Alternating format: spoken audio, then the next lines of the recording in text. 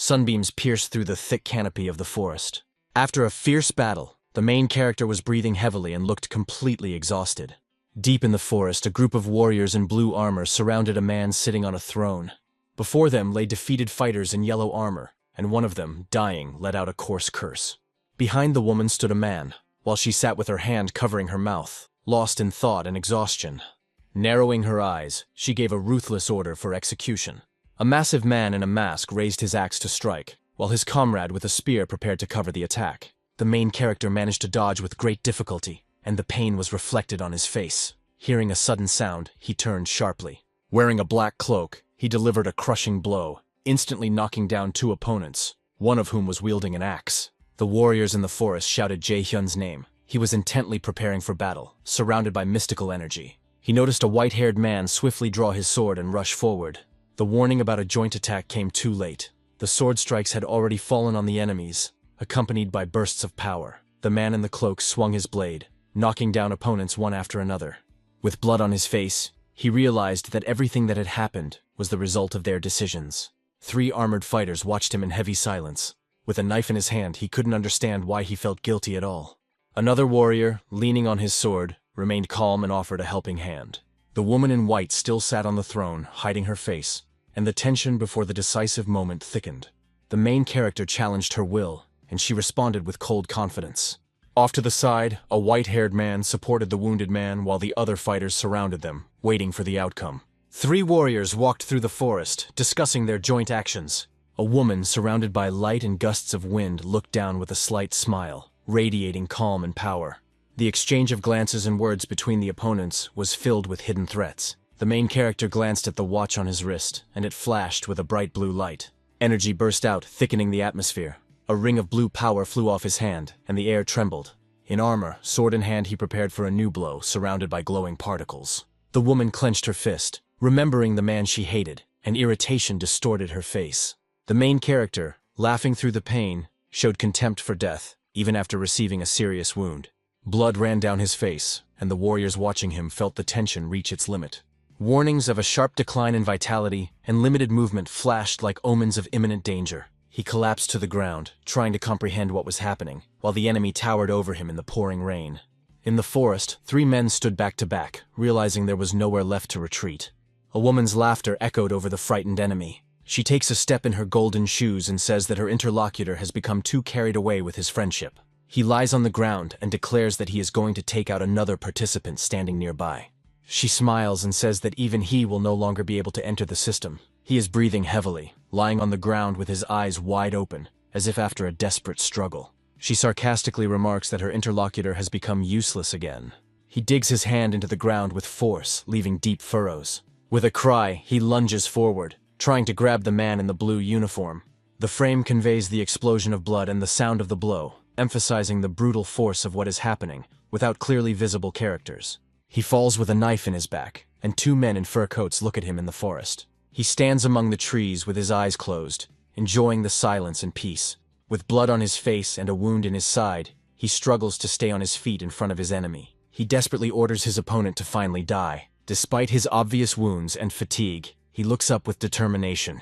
An angry shout rings out against the backdrop of the pink sky and silhouettes of trees. He smiles tensely, while she looks down at him with a slight smirk. Death and danger warnings appear on the screen, heightening the tension. Numerous warning signs and symbols appear.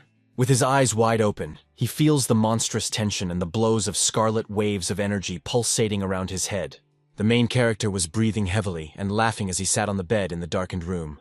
His head was clasped in his hands, and inside him, intense internal tension and pain were growing. An image appeared of a logo with a golden dragon, and the inscription, Commander, against the backdrop of a mystical cave. A red dragon attacked 2 warriors in a fiery battle that was broadcast live. Then an image appeared, announcing that the game, based on artificial intelligence and virtual reality, was bringing in incredible amounts of money, against a backdrop of flying banknotes. With blood on his face, the main character realized that he would not lose this game as long as he held the knife over his defeated opponent, while the other listened to him attentively. After that, a smile appeared and a hand was extended, symbolizing an offer of cooperation or friendship. In response, the stranger's clothes were squeezed, forgiveness was expressed, and then a decisive departure followed. Suddenly, 3 people were attacked in a narrow street. One of them retreated in fear, trying to defend himself. The main character's thoughts turned to Don Su, and the question of why it was necessary to bear this burden so that scoundrels could live well. The image of a red traffic light and a spinning car wheel appeared, creating a tense atmosphere. The main character was overcome with agonizing remorse because he did not know how it would end, and the pain became unbearable. He ran toward the glowing object, thinking that from the very beginning he had never cared about anyone else. The scene of the fall from a height was accompanied by the sounds of impact and screams. Then an abstract image of a powerful collision appeared against a background of red and black spots with no visible characters. An injured man lay on the road in a pool of blood next to an overturned car, and cries about the victim could be heard all around. The main character desperately wished death upon another person. In response, there was a frenzied excitement and tension, distorted by a crazy smile and wide-open eyes. The main character lay on the ground with blood on his face, his eyes reflecting pain and horror. A bright flash of light tore through the darkness, accompanied by the sound of breaking glass and a deafening noise. A welcome message for a user named Herkin appeared on the screen against a backdrop of a starry sky and glowing elements. The main character opened his eyes sharply, reacting to the loud noise around him. A minotaur appeared in the dark labyrinth. The main character looked down anxiously, realizing the seriousness of the situation. In the tense atmosphere, two men with swords prepared to attack the red-eyed creature in the darkness. The monster with burning red eyes let out a deafening roar, expressing rage and menace. Three men with firearms prepared for battle, realizing that they would have to act together amid the wounded bodies and traces of destruction. The main character felt mortal danger and determination. The space was filled with flashes of energy, blows, and explosions. The force of the collisions was felt in every movement, and blood splattered in the air. As a result of the decisive blow, the huge creature was defeated, and blood and debris flew around. After that, a tense calm descended among the survivors. The main character, with blood on his face, looked ahead with determination, preparing for the coming battle. He extended his hand as a sign of possible cooperation or alliance. In another scene, the main character stood in blood with burning eyes expressing anger and determination. A message appeared about the return of the killer of heroes named Herkin. Then he took off his helmet. In a huge hall, many people were examining capsules, and one man in a helmet was coming out of one of them. The main character recalled that 5 years ago, he was left without money, and reflected on how he lived at that time. In a dark room, there was a technological helmet with a cable connected to it, hanging down. The main character suddenly broke away from the crowd and rushed forward at a fast pace. In his mind, he was clearly aware that he had the knowledge and experience of the future for the next 5 years. Surprise arose, and panic appeared in response to his internal decision. The main character hurriedly handed over his bank card, expressing urgency and tension.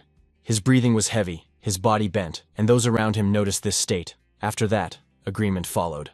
The main character smiled restrainedly and continued to breathe heavily, clearly in a state of stress or severe fatigue. They showed him the card and explained something with a smile, and he listened attentively. His expression became stunned as he did not expect such a turn of events. He began to speak tensely, but stopped abruptly due to a sharp sound expressing alarm or irritation. The main character lowered his head onto the table and realized that if he had money, he would have bought everything long ago while the girl was watching him. He was overcome with panic about what to do next. He thought about ways to earn money, but doubted that he could do it. The main character's gaze was fixed ahead, filled with horror and shock, as if he had realized something truly terrible. He looked at the image of the woman and heard the thought that hesitation was a luxury that was unacceptable in battle. On the display, the image of the Storm Queen in the series addressed everyone, calling on them to become true masters of war. In the finale, the main character remained standing in front of the huge screen, on which the inscription about the beginning of the path of a military leader shone brightly. Lost in thought, the main character thought about his current situation and what his next step should be. At that moment, the mocking face of one person and his scathing words came back to his mind. The thought that he had once again become useless and worthless hit him hard. A firm determination appeared in the protagonist's gaze. He realized that he could no longer wait. He clearly understood that hesitation was no longer an acceptable luxury, and that the time for action had come. As the sun began to set, the scene changed. The main character found himself in his small, simple apartment. A new virtual gaming complex had already been delivered and installed in his room. The technician announced that the installation was complete and left immediately. The main character replied briefly and curtly. He stood there, thoughtfully looking at the card in his hand. It dawned on him that this was the fastest way to make money. The card turned out to be an advertisement for a quick and easy loan service. Some time ago, the main character sat across from a man and asked him for a loan of 10 million won. The man casually indicated that this was not a problem. However, his tone then changed abruptly. He threw the card forcefully on the table and stabbed it with a knife. His gaze conveyed a clear warning that if the money was not repaid, the protagonist's life would become hell. The protagonist was afraid, but said nothing.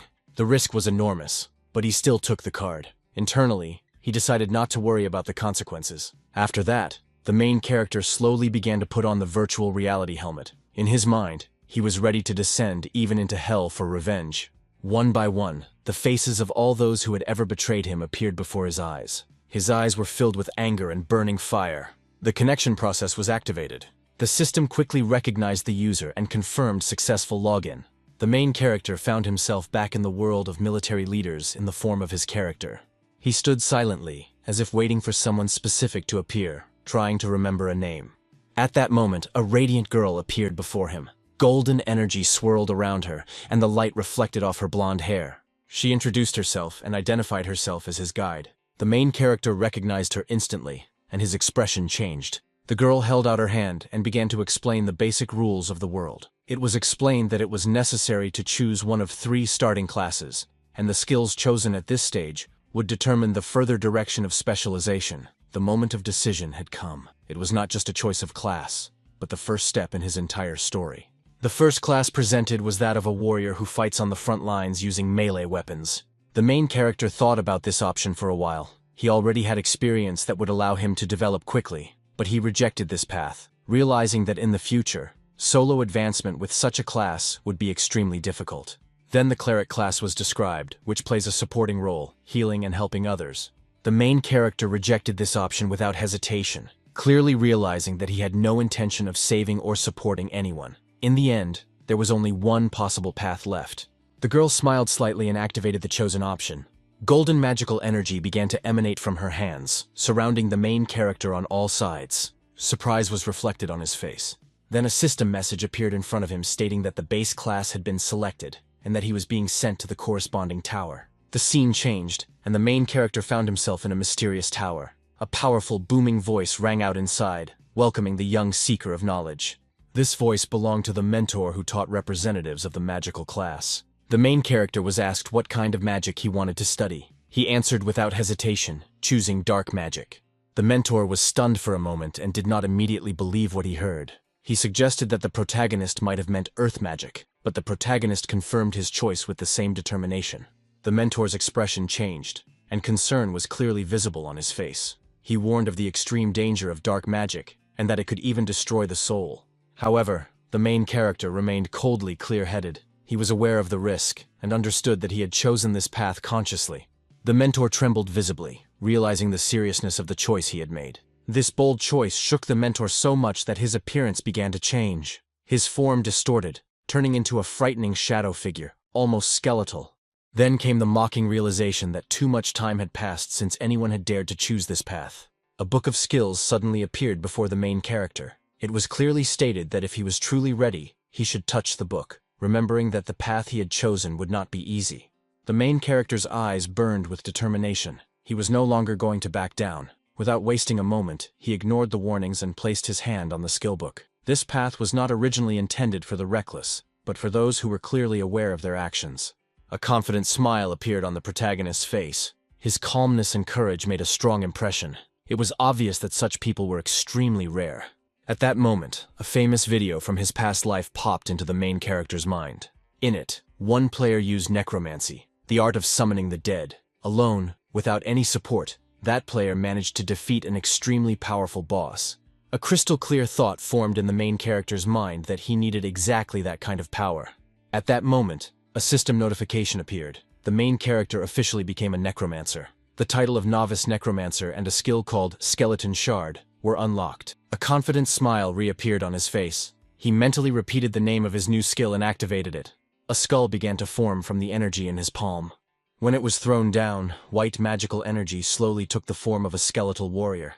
At the same time, a notification appeared stating that mana was required to fully form the skeletal warrior. The main character silently watched the creation process and confirmed his decision that this time, he would become a necromancer at any cost. As soon as the skeleton was fully formed, the main character's transformation into a true necromancer was complete. He was ready. The desire to immediately begin development arose in his mind. However, looking at his new summoned creature, the main character noticed something strange. The skeleton was holding its own skull and tossing it like a ball. For a few seconds, the main character stood in a daze, not understanding why the skeleton was behaving this way. Without wasting any time, he entered the glowing portal and found himself in a training dungeon for beginners. Once there, his doubts only grew stronger. The skeleton's behavior was clearly different from what he remembered. He wondered if the reason might be its low skill level. The main character immediately opened the skills window and began to study the skeleton's characteristics. From what he read, it became clear that the strange behavior was indeed due to an insufficient level. He quickly realized that he needed to level up as soon as possible. At that moment, a loud rumble rolled through the dungeon. Creatures appeared before him, ice wolves. They weren't overly strong, but their speed made them a worthy challenge for the skeleton. The main character focused his gaze on the wolves and without hesitation used the skeleton shard skill on his enemies. Magical energy rapidly formed, and the skeleton fully materialized again. Now he was ready for battle. Sensing the presence of its opponents, the skeleton automatically assumed a fighting stance. The wolves cautiously but inexorably began to approach. A confident smile appeared on the main character's face. The skeleton immediately rushed forward and unleashed a powerful attack on the wolves. The main character was genuinely surprised. The effectiveness was even higher than expected. He became convinced that at this rate, he would be able to quickly reach the highest levels. However, this surprise was soon replaced by shock. Suddenly, the skeleton's bones scattered in all directions. The main character froze, not believing his eyes. He did not understand what had happened. The skeleton collapsed to the ground, and the whole scene looked as if sadness itself had been turned into a mockery. The main character was overcome with confusion. He hastily opened the skills window, trying to find the cause of the error. Studying the description, he understood the source of the problem. The skeleton's combat mode was not set. The skill had a built-in artificial intelligence system that learned from combat experience and had 3 modes: defensive, offensive, and special. It was all about the modes. The main character grabbed his forehead, realizing his mistake and understanding that he had overlooked the most basic thing. After that, the defensive mode was activated. A bright light suddenly flashed in the skeleton's eyes. However, what followed was even more disappointing. The wolves began to drag the skeleton across the ground, tearing it apart like a toy. There was virtually no resistance. The main character froze in shock again. It was defense mode, but the situation was becoming increasingly desperate. In fear, he activated the third option, special mode. There was still hope that now everything would change. But it turned out to be a complete disaster. The skeleton suddenly began to dance, performing ridiculous movements. The realization that the situation was completely out of control led the main character to despair. His eyes filled with tears, and he blamed himself entirely. Everything was ruined.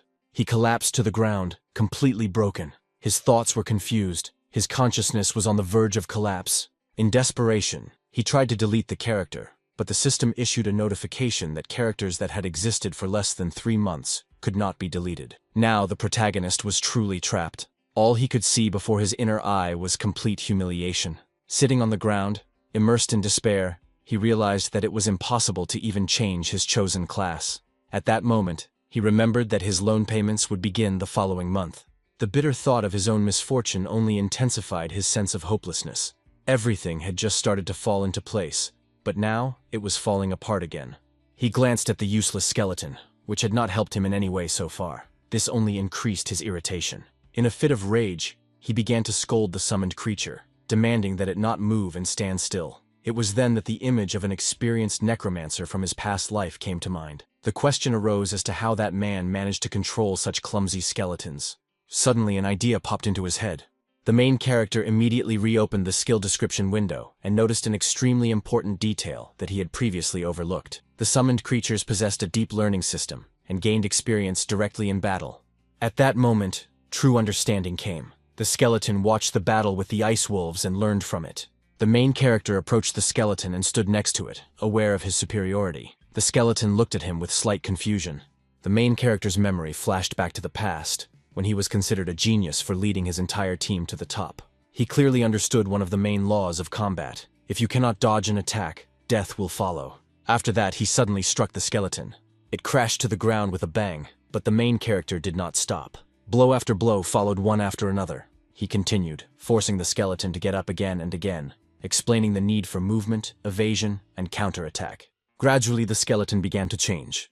It assumed a fighting stance. and a serious look appeared in its glowing eyes. A confident smile appeared on the main character's face. After a while, the ice wolves returned and attacked again. But now the skeleton immediately applied the knowledge it had gained.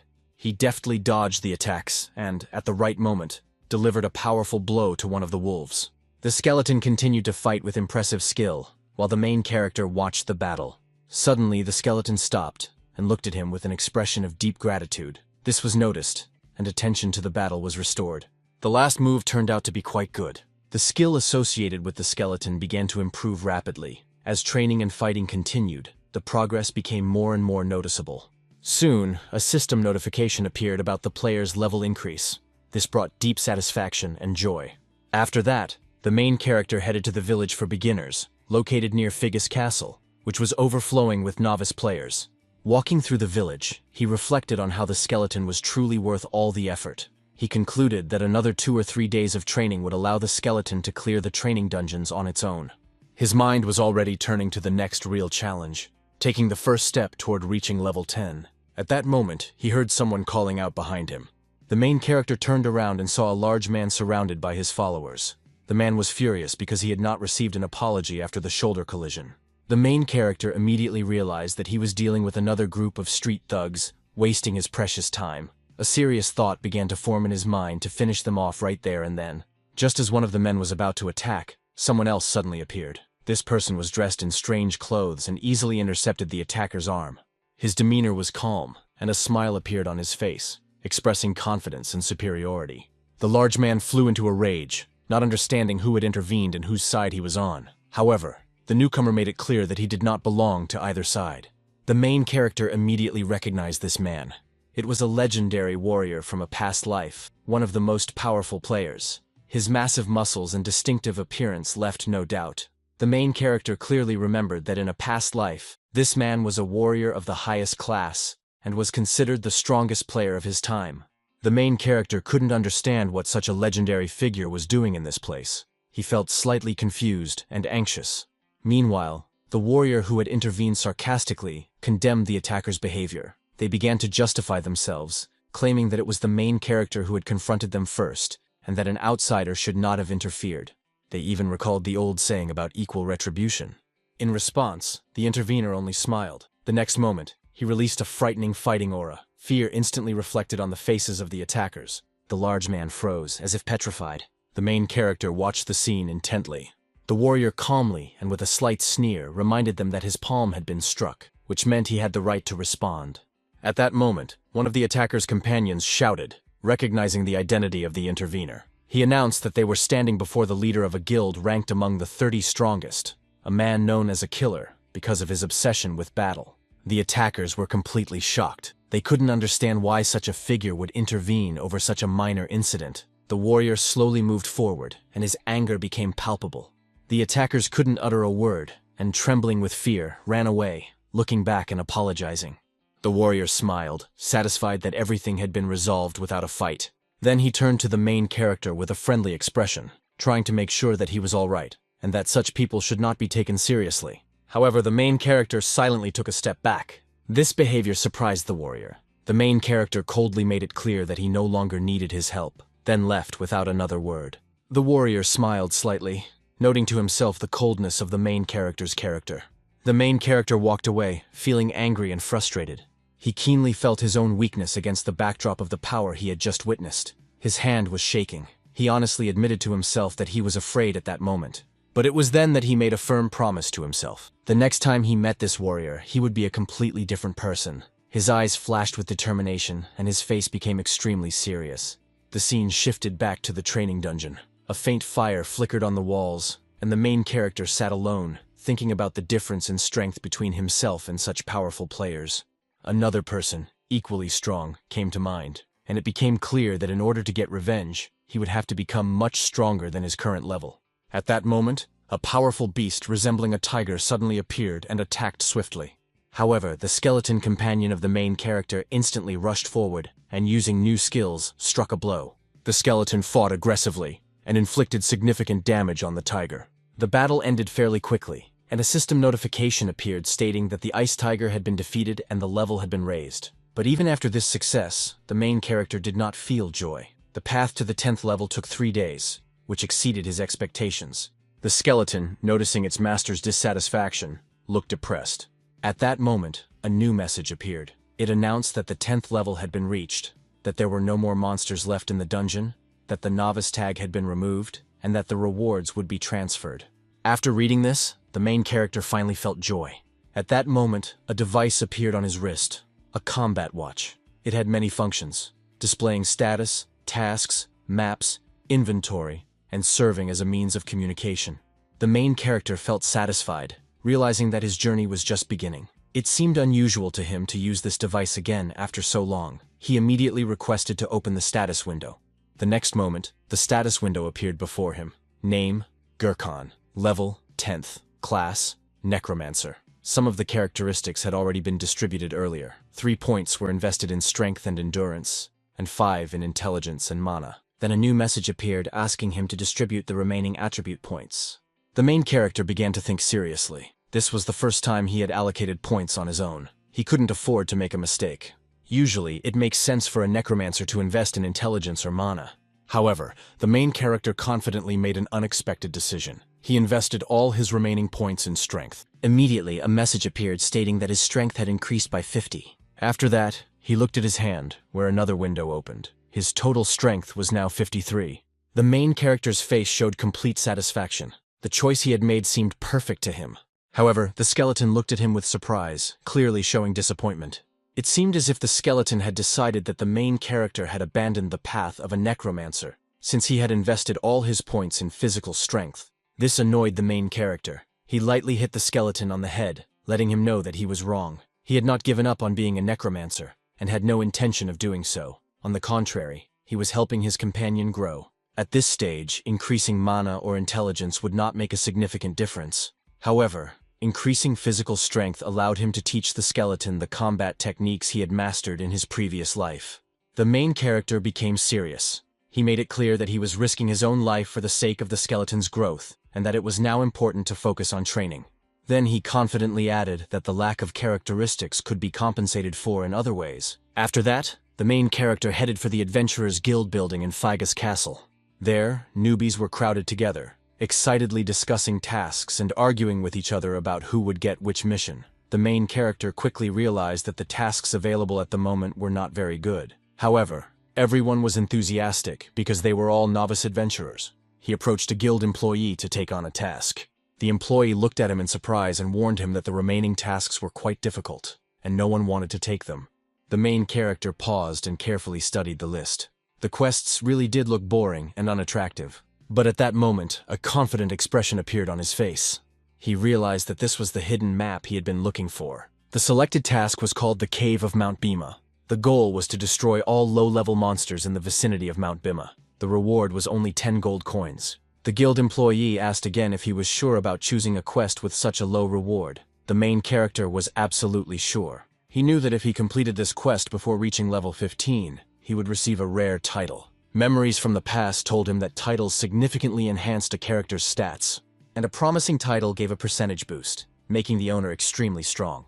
With firm conviction, the main character decided that this was where his true path, the path of a legend, began. After that, he moved on to the next stage of his plan. He enthusiastically focused on preparing the necessary equipment. After some time, he arrived at Mount Bima, the location of the task. But when he saw his own shadow, he felt both shock and irritation. His equipment looked ridiculous and strange. The bright, tasteless clothes made him look like he had escaped from the circus. He felt ashamed of his ridiculous appearance. His inner irritation grew. He remembered that he simply did not have the money for normal clothes. Most of his funds had gone toward equipment for the skeleton, so he had to settle for cheap gear. The main character decided to complete the task as quickly as possible, so that he could afford normal clothes. With this thought in mind, he headed deep into the forest, intending to complete the mission quickly. As soon as he moved forward, a bloody hand appeared from the bushes. It reached out, as if in a last attempt to get help, and then fell limply to the ground. A wounded boy lay in the grass. His face was covered in blood, and his voice was barely audible. His faint plea for help dissolved into the silence of the forest. His trembling fingers remained on the ground as a symbol of unfulfilled hope. Several young men stood nearby. Their faces were frozen in a sinister expression, and they laughed as they looked at the condition of their victim. At the other end of the same forest, a young player shouted joyfully. He had finally reached Mount Bima. His name was Malti. He stood in shining armor and proudly enjoyed the moment. He had already reached level 11 and was confident that he could now get closer to the top rankers. However, his complacency was interrupted by a sudden cry nearby. He immediately ran in that direction and saw a man holding a seriously wounded friend in his arms and begging for help. The man explained that the creature that had attacked them was not like a normal monster at all. When Malti asked for more details, the man said in a trembling voice that they had only managed to escape by a miracle. But now they had no healing potions left, and the wounded man's condition was rapidly deteriorating. Malti tried to calm them down, as he had some potions himself. He immediately began rummaging through his bag. The gray-haired man was ready to repay this kindness in the future, with joy and tears of gratitude. But just as Malti glanced at his watch, he was suddenly struck from behind. He was knocked off his feet. He fell to the ground, choking on blood, breathing heavily, and with disbelief in his eyes. The two attackers laughed, considering him the perfect target because of his naivety and trustfulness. One of them noted that now they would be able to make good use of all his equipment. Malti tried to resist weakly, realizing that he had been deceived, but in response he heard only mockery. Their leader laughed loudly, calling the trap cheap and emphasizing that even Malti had managed to fall for it. After that, a system notification appeared about the death of the player Malti. This was followed by a message stating that his player watch had fallen to the ground as loot. The gang members gathered around and stared at the device with eager interest. One of them laughed, admitting that he never got tired of tricking newbies so easily. The leader, with a dangerous smile, suggested going in search of the next victim, displaying the sign of the Raff family guild, a notorious guild famous for its cruelty. Meanwhile, in another corner of the forest, the skeleton of the main character stood before two huge tree beasts. In the darkness they growled menacingly, resembling wolves made of wood, with frightening glowing red eyes. The main character raised his finger, activating combat mode. The skeleton's eyes immediately lit up bright blue, and he rushed at his enemies, cutting through the air. His sword cut one of them down with a cold gleam, and the second's claws were broken by the same blow and fell to the ground. The system screen was flooded with notifications about the skeleton warrior's victory over the ancient tree wolf. Hundreds of experience points were earned for this. The main character smiled slightly, noting to himself that he had done the right thing by equipping his companion in advance. Then he looked at his ridiculous clothes and noted that although his appearance was strange, it didn't matter as long as the job was getting done. The skeleton grabbed his head in response, as if ashamed of his master's appearance. The main character looked at him sternly and made it clear that it was time to stop this farce and prepare to move on, as it was necessary to quickly level up and clear this area. The skeleton raised his weapon and was about to move forward, when suddenly an arrow whistled through the air at tremendous speed and pierced him right in the head, causing him to freeze in place. The main character became alert and began to look around, trying to understand where the shot had come from. Soon, three men emerged from the forest. One of them apologized, explaining that from a distance they had mistaken them for monsters. They approached casually and began to calmly explain the situation. The main character outwardly accepted the apology calmly, but inside he felt a sense of unease.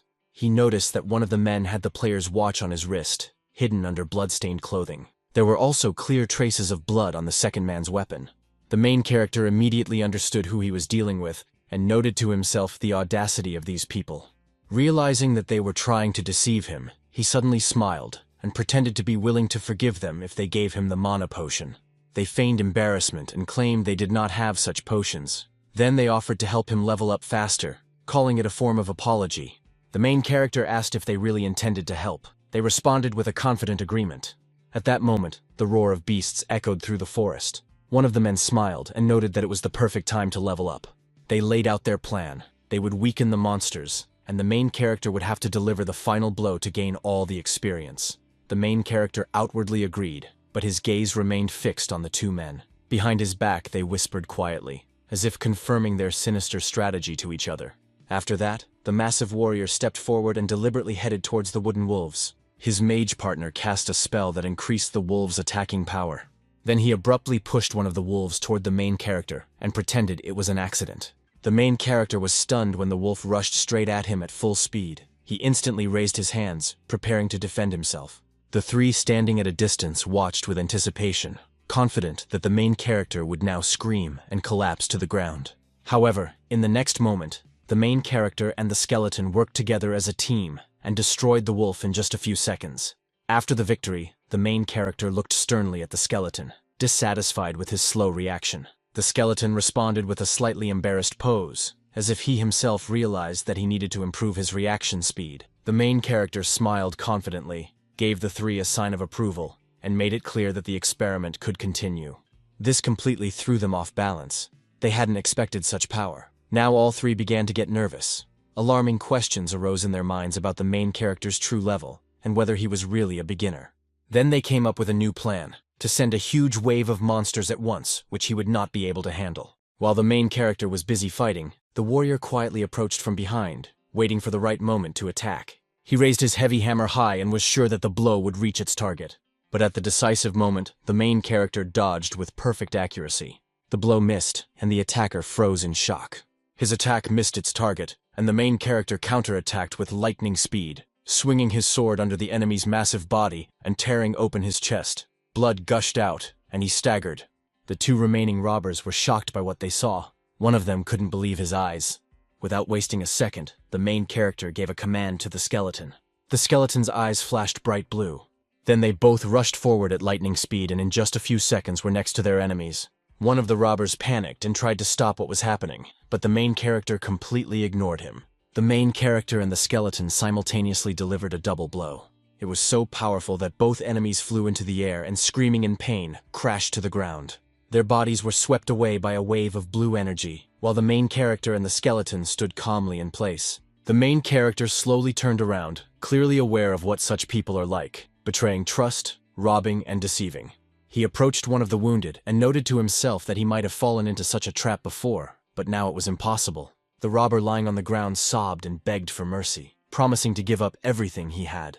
However, the main character, without the slightest compassion, delivered the final blow. Immediately after that, a system notification appeared about the death of the player Raph and the fall of items without honor. It became clear how many people these criminals had already killed. The main character smiled, deciding that in the current situation, the most reasonable step would be to use all the trophies to the maximum, starting with clothing. Meanwhile, the skeleton kicked the body of his massive opponent furiously, as if splashing out his accumulated anger. His bones were stained with blood, but the look he gave the main character was different. There was something new in it. The main character noticed this and turned his attention to the skeleton with concern, then approached it and healed it with blue magical light. The skeleton joyfully raised his sword. Now he was clad in new armor and stood like a true proud warrior. The main character laughed, noting how much the skeleton liked his new appearance. Then he became more serious, realizing that appearance is not decisive in the game, and that true strength is hidden within. Despite this, the main character still allowed himself to show off a little in his new clothes. After that, he looked at the skeleton and noted that the player's watches were a real jackpot. He knew perfectly well that when such watches were sold from the inventory, an item would randomly drop. It could be rare armor, an ancient weapon, a cursed skill book, or even just money. The main character laughed involuntarily, realizing that luck was clearly on his side today. Then he raised his hand, showing off a special golden mask. Realizing that he had received it even earlier than expected, he had already managed to quickly complete the crafting. With firm determination, he came to the conclusion that he would now begin recording his gameplay, and to do so, he needed to create a strong and stable personal identity. He recognized that in order to move on to the next stage, it was extremely important to have a special and distinctive image. At that moment, memories from the past came to mind. He clearly saw a scene where he was sitting in front of one of the guild members and enthusiastically proposing his unique idea. At that time, the main character explained that if the entire guild wore the same masks, they would spread across the server like wildfire. After a moment's thought, his interlocutor agreed, and the main character happily announced the new name of the guild, Haha Mask. He looked at the mask in his hand and thought that he had originally wanted to create a completely different identity, but in the end, this path turned out to be the right one. Then the main character raised the mask in the air and filled it with glowing blue magical energy. His face expressed anger and determination, as he was confident that from now on, no one would be able to steal his work or his belongings. He was firmly aware that through this mask, he would prove the value of each of his decisions and his own significance. After that, the main character put on the mask, looked at the skeleton, and made it clear that it was time to move on. His gaze became completely serious. The scene changed. Now they found themselves in an old, ruined mountainous area resembling ancient ruins. In the center stood a massive gate. The main character and the skeleton went inside, and a message appeared on the screen about entering the underground cave of Mount Bhima. Inside the dungeon, the main character slowly moved along the stone walls, thinking that blue werewolves must have lived here, and that the battle promised to be difficult. However, his equipment had now been upgraded, and he was confident that he would complete the dungeon in just 10 minutes. Overcome with excitement, he rushed forward through the narrow passage, and the skeleton, fully prepared for battle, followed him.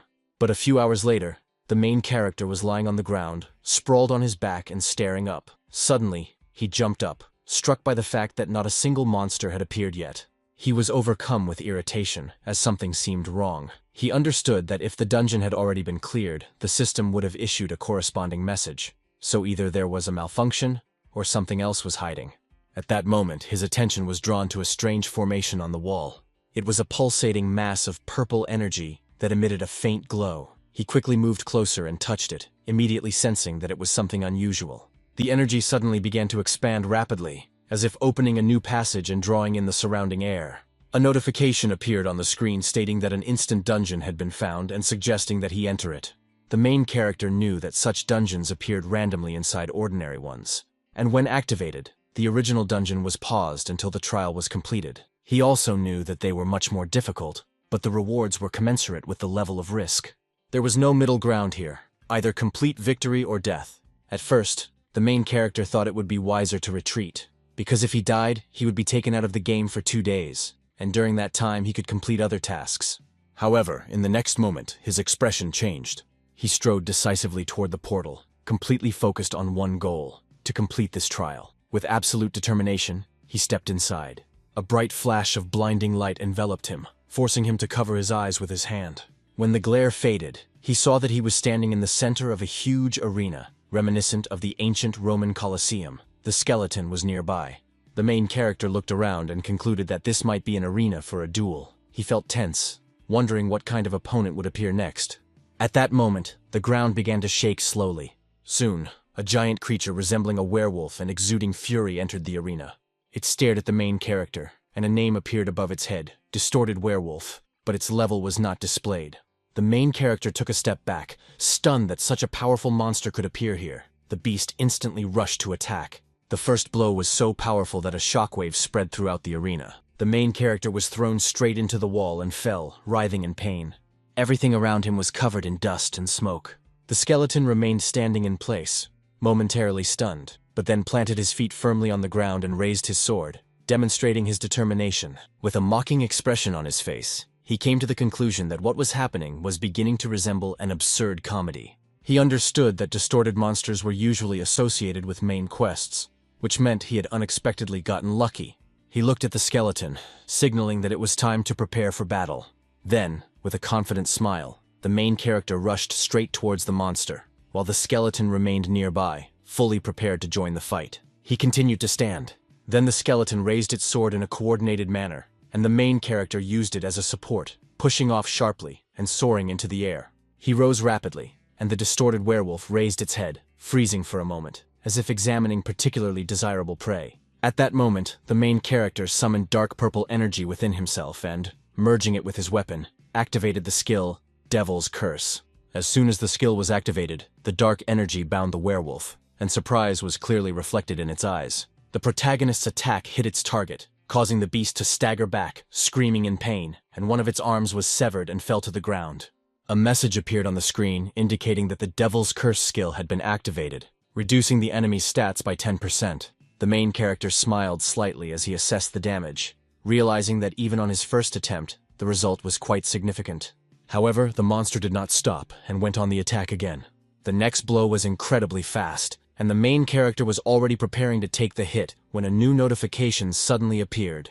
The distorted werewolf entered a berserk state, causing all effects imposed on it to be removed. The main character realized with irony that the instant dungeon was not an easy test at all. At that moment, he decided to use a special skill that he had been saving. He raised his hand and activated the slot by pressing the device attached to his wrist. Suddenly, a powerful explosion of bright blue energy burst from his body, spreading out in all directions and forming an energy spiral around him. The ground began to shake and then, with a loud bang, light filled the entire arena.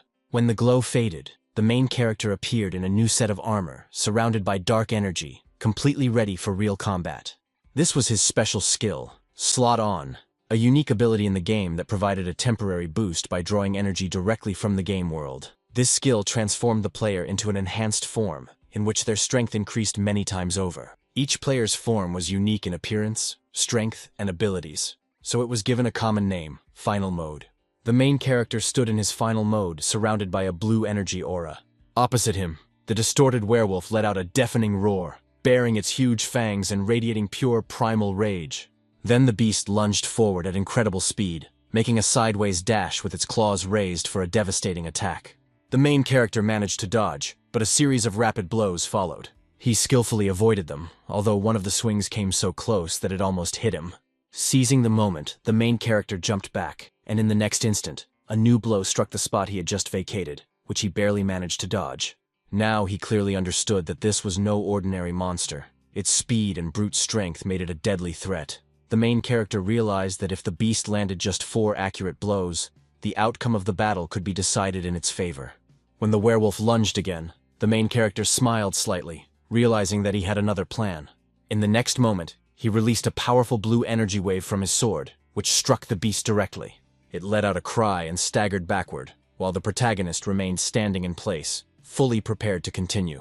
However, in the next moment, his expression changed dramatically because the monster activated its skill and shook the ground beneath his feet.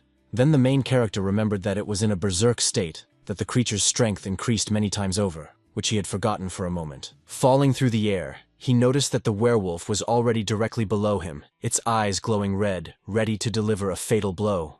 At that moment, the skeleton stood between them. Without fear, it raised its sword and delivered a powerful blow that severed another of the beast's arms. This gave the main character a chance to regain his balance. He signaled to the skeleton to perform the move they had practiced together. The werewolf froze in amazement when he saw both of them rush at him with incredible speed. Before it could react, the main character and the skeleton launched a coordinated attack directly at its body. The force of this double blow was so great that the beast's body began to tear apart from within and crumbled into small fragments without any resistance. The next moment, a message appeared on the screen announcing the defeat of the distorted monster.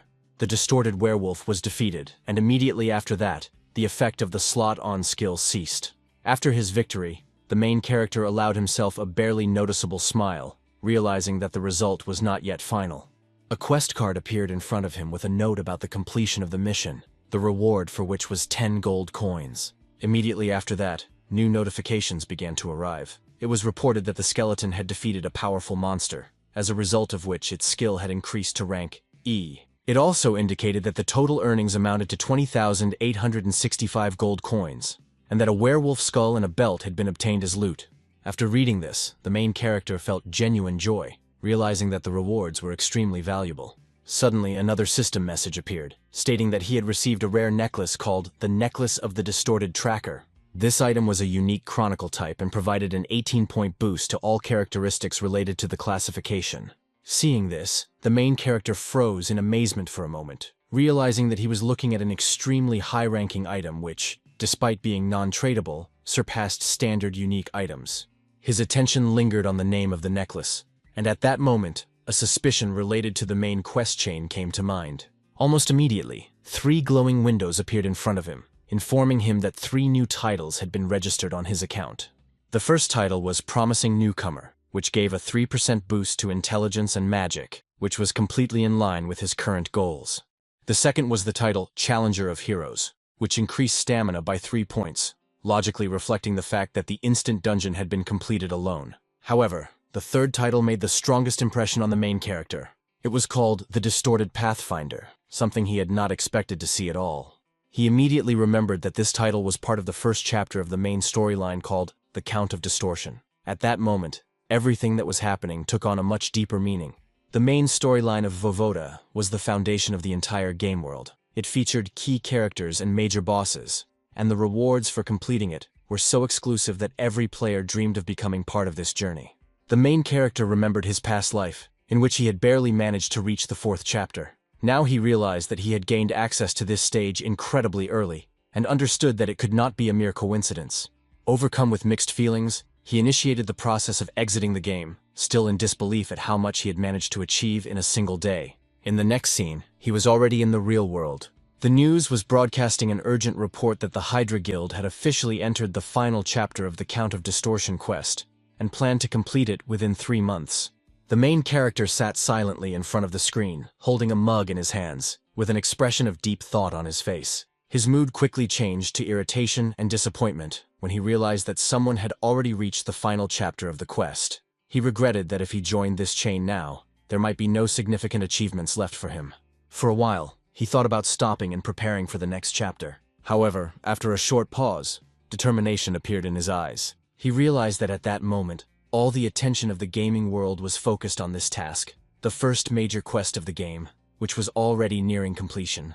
At that moment, he realized that publishing a video related to this quest could attract a lot of attention and go viral. It was the perfect marketing opportunity. Images of countless views, success, and influence flashed through his mind, as if he were sitting on a throne, surrounded by wealth and recognition. He remembered that he had recorded the entire gameplay, and now all that remained was to quickly edit the material and upload it to a video platform.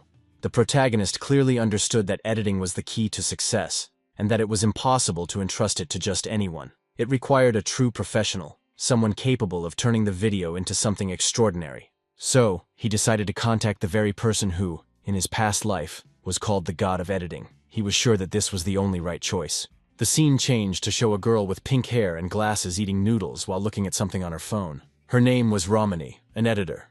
At that moment, a notification popped up on her device, with a request to edit a video about completing a dungeon. The sender was a character named Harkin, who was only at level 15.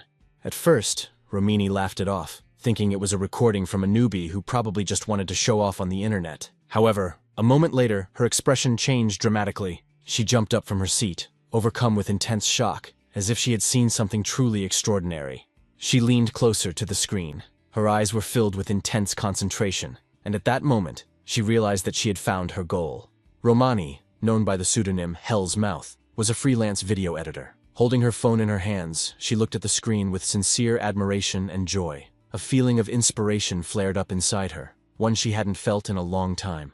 At the same time, in a completely different place, a woman stood at the window of her luxurious apartment and looked out at the city. She held a tablet in her hands, her face completely calm. Suddenly, an employee rushed into the room. The woman announced that a new video related to the Count of Distortion quest had just been uploaded. She pointed out that this video stood out from the rest, as it showed a level 15 player single-handedly defeating a distorted werewolf, something that had never happened before. The employee was amazed by what he heard. A short time later, he reported that the team had reviewed the recording and confirmed that the player's level was indeed extremely low. That was why the video had not been given much importance. Nevertheless, he admitted that he personally found the video very interesting. The woman smiled confidently and decided that she needed this player immediately. An order was given to bring him in as soon as possible. At that moment, her real name was revealed. Her name was Siri, one of the most influential figures in the financial world and the true heir to the giant corporation Thunder Group. However, in the world of Warlord, she was known by another name, Siri, Queen of Thunder. Jane couldn't believe his eyes when he saw the post he had published just yesterday. The number of views was significantly higher than expected, and exceeded 6,000 in just a few hours. This figure literally left him speechless, especially against the backdrop of memories of his past life, where achieving such a result took months of continuous work, regular uploads, and endless hours of preparation. Now, the same result came almost effortlessly, so quickly that it seemed unreal. As Jane carefully reread the post, his attention was drawn to a new element, a private message. It was sent by Romney. He recognized the name instantly. Romney was considered a quiet and reserved person who rarely took the initiative in communication. Even in her past life, she always kept to herself and hardly ever interacted with others. The fact that she was the first to write to him made Jane feel slightly uncomfortable and wary. However, he was even more surprised by the content of the message. It was not a random comment or formal praise. Romney was genuinely interested in when the next video would be released. At that moment, Jane suddenly realized that he had no plan for the future. He simply did not expect such a rapid increase in attention, and therefore had not even thought about future content. His mind began to work at double speed. He understood that it would be extremely difficult to find another rare opponent like a corrupt werewolf. It was this monster that became the key element of the first video and ensured high viewer interest. However, over time, a new idea began to form in Jane's mind. He decided to take a more thorough approach and prepare something new and truly exciting. At the same time, elsewhere, A high-ranking player named Matador Jeff was completely immersed in watching Jane's video. He watched the recording over and over again, each time paying attention to the smoothness of the movements and the exceptional precision of the actions. There was something hypnotic about Jane's fighting style. Every movement looked precise and perfectly calculated.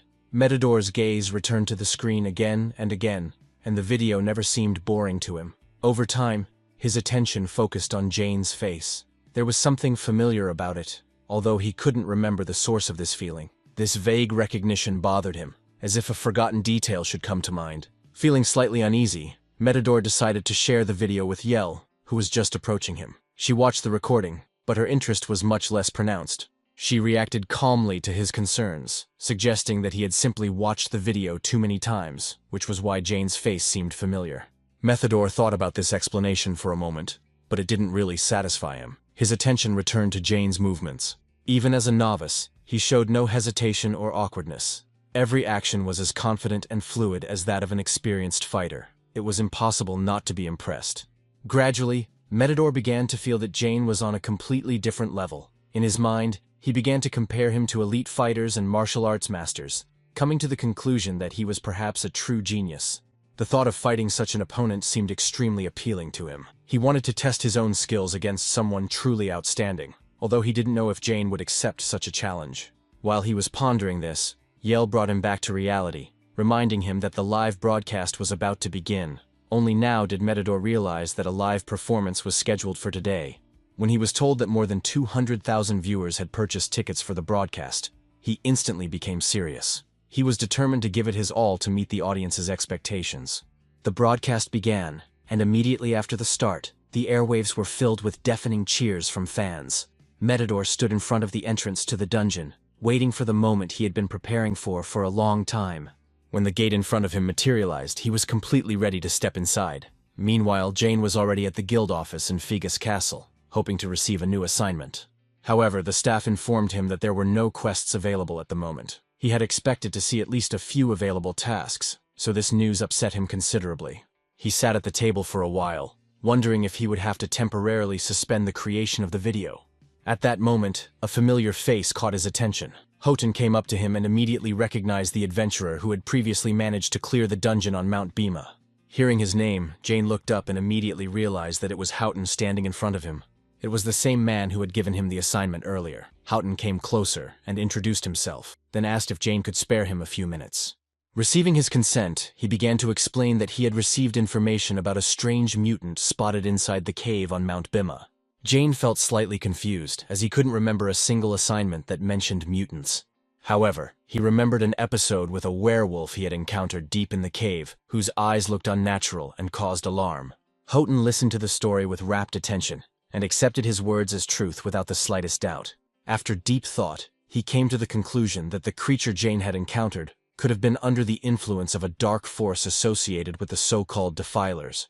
Jane himself had never encountered such a concept before, and therefore did not fully understand what was being discussed. Houghton explained that even the Raiders Association did not yet have complete information about the nature of these defiled creatures. Only one thing was known. The anomalous energy emanating from them caused many monsters to suddenly lose control, fall into a rage, and become extremely dangerous. He was convinced that this dark force was at the root of the chaos spreading throughout the region, and therefore warned that many may have already fallen victim to its influence without even realizing it. In response to the increased threat, the Raiders Association announced a reward for the destruction of such creatures, hoping that a brave adventurer would be found who was willing to take the risk and try to stop the spread of evil. Without waiting for the explanation to end, Jane stood up, his eyes clearly showing his determination. He expressed his willingness to help, perceiving everything that was happening as a secret mission that must be accomplished regardless of the danger. Houghton thought that such a task might be too risky for Jane at this stage, but the strength of his intentions was obvious. Realizing that there would be no turning back, he finally agreed, deciding to evaluate his actions based on the results. He then mentioned a man named Ahemry, who lived in Bansu Castle, the eastern counterpart of Figus Castle. According to him, Ahemry could be the mentor who would prepare Jane for the real dangers. Moreover, he wrote a letter of recommendation to be delivered to this mage. In exchange, Ahemry was to hand over a rare book of skills that could significantly accelerate growth and learning. When the letter ended up in Jane's hands, a wave of joy swept through him. His heart beat faster, and without wasting a moment, he left the building. The realization of the opportunity that had opened up filled him with excitement and elation. The thought that he could become a Hemri's apprentice seemed almost unreal. A Hemri was no ordinary mentor. He was one of the 7 apprentices of the great magician Boken, and was highly respected in the world of magic. In addition, he was famous for possessing rare and incredibly powerful skill books. Meeting him was the dream of almost every magician. Jane understood that studying under such a master would not only be an honor, but also the possible beginning of a completely new stage in his journey. It opened up prospects that he could only dream of before, including unique content and opportunities for future recordings.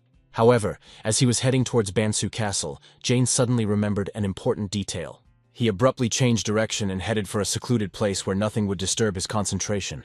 Once away from prying eyes, he activated a skeleton fragment skill that he hadn't tested since his last major battle. Among the rewards he had received was a special effect obtained from a werewolf with unnatural eyes. Now was the time to use it. The skill was applied to the skeleton, and the system immediately notified him that the skeleton warrior had gained a special trait related to the werewolf's endurance, significantly increasing its combat and defense stats. Then Jane took the defiled tracker's necklace out of his inventory. He had previously planned to give it to another creature, but now he decided to use it himself. After putting it on, his strength, agility, and class-related attributes increased noticeably, giving him confidence. He did not stop there. Reactivating the skeleton fragment, Jane created 2 identical copies of the warrior. The original skeleton looked confused, but each of them was given clear instructions to act only as a team and avoid internal conflicts. Satisfied with the result, Jane was about to continue on his way, but curiosity got the better of him. He decided to check what monsters lived nearby. His old skeleton was not enthusiastic about the idea. After walking some distance through the dense forest, Jane was suddenly attacked by a forest bear of about level 25. Its massive body rushed straight at him at tremendous speed. Jane managed to dodge at the last moment with great difficulty, but his relief was short-lived. The bear was becoming more and more aggressive, its fury growing with every passing second. Realizing that the situation was quickly spiraling out of control, Jane immediately signaled one of the skeletons to counterattack. Receiving the command, the skeleton quickly lunged forward. Its speed was not bad, but the forest bear reacted instantly. With a powerful swipe of its claws, it pinned the skeleton to the ground, after which it flew to the side and crumbled into a pile of broken bones. This sight only increased Jane's irritation. He expected a much more thoughtful action from the skeleton and mentally reproached him for his straightforward and overly obvious attack. The instructions were clear: to approach from the blind spot, not to rush head-on. Without wasting any time, Jane gave the command to the second skeleton. It also rushed at the bear, but the result was exactly the same. The beast delivered another swift and crushing blow, sending the summon to the ground next to the first one. Jane's irritation reached a new level. Despite extremely clear instructions, the second skeleton did not learn from the first one's mistake. The third skeleton stepped forward next. His behavior clearly conveyed confidence, as if he was certain he would perform better than the others. For a moment, Jane felt a glimmer of hope, but it quickly faded. The skeleton jumped up and tried to attack, but the bear knocked it down with the same ease, repeating his previous actions almost unchanged. After a short time, all 3 skeletons were kneeling in front of Jane. Each held its own skull in its hands, as if admitting guilt. Jane sighed deeply and gestured for them to return the skulls to their places. He spent some time trying to explain the principle of combat as simply as possible. Any monster instinctively turns toward the attack, so a frontal attack is the worst possible option. The only correct approach is to strike from a blind spot, where the enemy cannot see you approaching. However, it was obvious that the explanation was not fully understood. It was at this moment that Jane remembered the effect of the distorted tracker's necklace, which had increased his skill rank and allowed him to summon 3 skeletons at once instead of 1. It felt like a small but still significant step forward. At the same time, he was well aware that there were still too many gaps ahead. A new problem became apparent almost immediately. The 3 skeletons did not work as a team. Despite the knowledge being transferred, they lacked understanding of interaction and coordination. In addition, maintaining 3 summons at the same time required 3 times more mana, and the effectiveness remained extremely low, even worse than that of the original skeleton. This conclusion slightly disappointed Jane, but he still noted a small success. He reached level 20, as he had planned earlier. Upon reaching this milestone, he briefly considered taking a break from combat content, but quickly dismissed the idea. Now was not the time to rest. He ordered the skeletons to get up and continue training until they arrived at Pangsu Castle. Initially, Jane had hoped to leave all the combat work to his minions and lead the quiet life of a necromancer that many members of this class dream of. However, reality turned out to be completely different. At least for now, he had to be on the front lines himself. At the same time, chaos reigned in Bansu Castle, inside the Raiders Association office. The building was overflowing with players, each eagerly awaiting a new assignment. When a lone player entered the main hall, the crowd instantly surrounded him, eager to find out what quest he had received. The atmosphere was tense and almost hysterical, as if everyone was desperately fighting for the last available quests. Jane stood aside and silently watched the proceedings. To his eyes, the raiders resembled hungry hyenas pouncing on carrion, greedy and shameless. He found their behavior pathetic, especially since many of them preferred to rely on others rather than make their own efforts. Ignoring the whole charade, Jane calmly headed for the stairs. As he began to climb, one of the players tried to strike up a conversation, but was instantly and coldly rebuffed. Jane understood that he had to hide his true intentions, especially regarding a Henry's assignment. It was a covert mission, and any leak of information would inevitably lead to interference from others.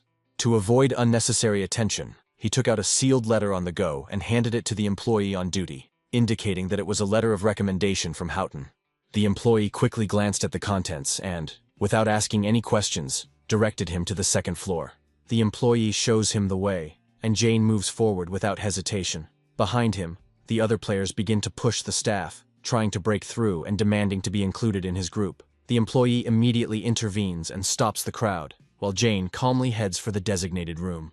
On the way, his thoughts are completely focused on the possible rewards of the hidden task. He wonders whether a Henry, who is supposed to be his mentor, really has any valuable knowledge or items. He also hopes to build a strong relationship with him, which could develop into an alliance with a truly powerful character in the future. However, the moment the office door opens, Jane freezes in place. The room looks completely destroyed. Books, scrolls, documents, and strange magical items are scattered everywhere. Dust hangs in the air, and the only sign of life is a figure lying behind a mountain of books. A Henry is fast asleep, crushed by his own research. The sound of the door wakes him. He raises his head, still disoriented. Jane calmly introduces her gamertag and hands over the letter of recommendation she received from Houghton. A Henry lazily takes the letter, glances through it, and raises an eyebrow with slight interest. There is no severity or particular attention in his reaction, only a superficial assessment. In response, Jane remains reserved and does not draw unnecessary attention to himself. His true interest is focused solely on the reward. After a short time, a Henry hands over the promised reward, and at that moment, a system notification pops up before Jane's eyes. He freezes, his gaze fixed on the interface. The system reports the receipt of 2 skill books, bone armor and a helmet of madness. Both items emit a faint glow, clearly indicating their rarity and high value. Jane remains motionless, not quite believing what is happening. He did not expect the hidden task to bring such serious rewards, and without any particular difficulties. While he is still in a state of disbelief, the system confirms the completion of the training mission at a Henry. Everything is happening too fast. Jane was expecting a long chain of tasks, or at least continued interaction, but instead, he is almost immediately escorted out of the room. When he tries to linger, the books in the room start moving on their own, slowly blocking his path and directing him toward the exit. In a desperate attempt to change the situation, he is willing to do anything, hoping that it will influence a Henry's decision and give him another chance. At the last moment, a Henry stops him, grabbing his arm firmly. A strange smile appears on his face, half playful, half alarming. At that moment, the system interface reactivates and announces a new task. The new task requires retrieving an egg from a nest. The description is extremely brief, and most importantly, it explicitly states that there is no reward. Jane instantly realizes that he has been used. A Henry deliberately played on his impatience and dragged him into another job without revealing any risks or details. Meanwhile, a heavily armored player appears at the Raiders Association building. His armor covers his body from head to toe, and his footsteps on the city streets sound dull and heavy. His presence is so overwhelming that passers-by involuntarily pay attention to him. Stopping in front of the building, he makes sure that this is the place where the masked man was seen earlier. He stood in heavy armor in front of a closed door in a dark room. A green light could be seen through his metal mask. The sunset sky behind him was slowly darkening. He stood still and waited. The door began to open, and the sound echoed throughout the room. He knew that expressing emotions could be a trap. Even a regular NPC could deceive if it played on surprise or disappointment. That's why he didn't react right away. He still wondered why, instead of the main mission, he had been given a task related to the egg. It didn't seem important and didn't match the level of threat. Under his hood, his face looked tired. He spoke slowly, his voice hoarse. Tears welled up in his eyes, but he didn't wipe them away. He asked about the quest and didn't get a clear answer. His doubts only grew stronger. Later, he lay with his eyes open, unable to sleep. Sweat ran down his temples. The room was stuffy. The anxiety would not let go. Suddenly, the door burst open and several people rushed in. They shouted that he had been given a mission and ordered them to seize him. He tried to get up, but one of them was already beside him. He looked up and put his hands up in defense. They asked him if he was ready to complete the mission. He responded with a question. Was it really necessary to just kill everyone? There was no answer. One of the attackers hit him, and he fell backward. The armored enemy continued to advance. He shouted and hit him, not giving him time to get up. He rolled to the side and sat on the floor. A boot stopped in front of his face. The man in armor says he wants to talk somewhere quiet. His voice sounds calm, without threats. He gets up and follows him. Later, the meeting takes place in a narrow alley in a medieval city. Stone walls squeeze the space. One of the participants is hidden by a cloak and armor, the other by a gray hood. The conversation continues in the industrial part of the city. A button is pressed on the wrist. The device activates, and a blue energy glow appears around his head. His companion's equipment indicates a high rank. Glasses are adjusted with a familiar movement. The shirt jerks sharply. The fabric rustles. A question is asked about what the conversation was about. The response is one of surprise, as if the words went unheard. The connection remains open. A metal hand touches the face, betraying tension. A sudden movement brings the figures closer together. The hooded man leans in too close. The reaction is instant and sharp. A gesture full of irritation cuts off the conversation. The darkness thickens. The gaze is directed forward, confident and cold. The light reflects in such a way that the eyes remain hidden, heightening the tension of the moment. This came as a surprise to everyone. The knight suddenly leaned forward and extended his hand for a handshake. It was clear from his expression that he felt regret and apologized for his previous behavior. Jane, remaining on guard, nevertheless accepted the handshake. With this gesture, he made it clear that he considered the incident closed for the moment. Without saying another word, Jane turned and walked away. The knight remained standing in place with an unreadable expression on his face. After a while, another figure emerged from the shadows. A woman who, apparently, had been watching the proceedings from the beginning. She said she did not believe Jane was the person they were looking for. The knight nodded silently in agreement. According to him, Jane did not seem to be a top-level player. He added that a real military commander who had been in the game for a long time would never have shown his hand so openly, especially with military surveillance turned on. Having said this, the knight wiped his hand with a handkerchief. His face clearly showed his disgust. The woman, remaining in the shadows, asked if they really needed to keep an eye on a Khemri, considering that the quest with the corrupt count was almost complete. Even if someone found him, what could they do if the main quest was specifically related to finding the egg? The knight disagreed. He said they shouldn't take unnecessary risks. In his opinion, they couldn't afford to make any more mistakes. Hearing this, the woman replied that she was returning to her position. The knight silently watched her leave and said they would meet later. As soon as the woman disappeared into the darkness, Jane, who had been watching everything from the window of a neighboring building, began to understand the truth. He carefully watched their body language and listened to their words. The longer he watched, the clearer the picture became. These people belonged to an organized group that was much more dangerous and secretive than ordinary players. Their coordination and manner of communication, in which they understood each other without unnecessary explanations, was direct proof that these were not random characters. Jane realized that if they were a normal guild of players, they would have at least introduced themselves or tried to negotiate when they mistook him for Higher Mask. But that didn't happen. Their evasive answers and suspicious behavior clearly indicated that they were hiding something. Most likely, they belonged to some kind of underground and very influential association.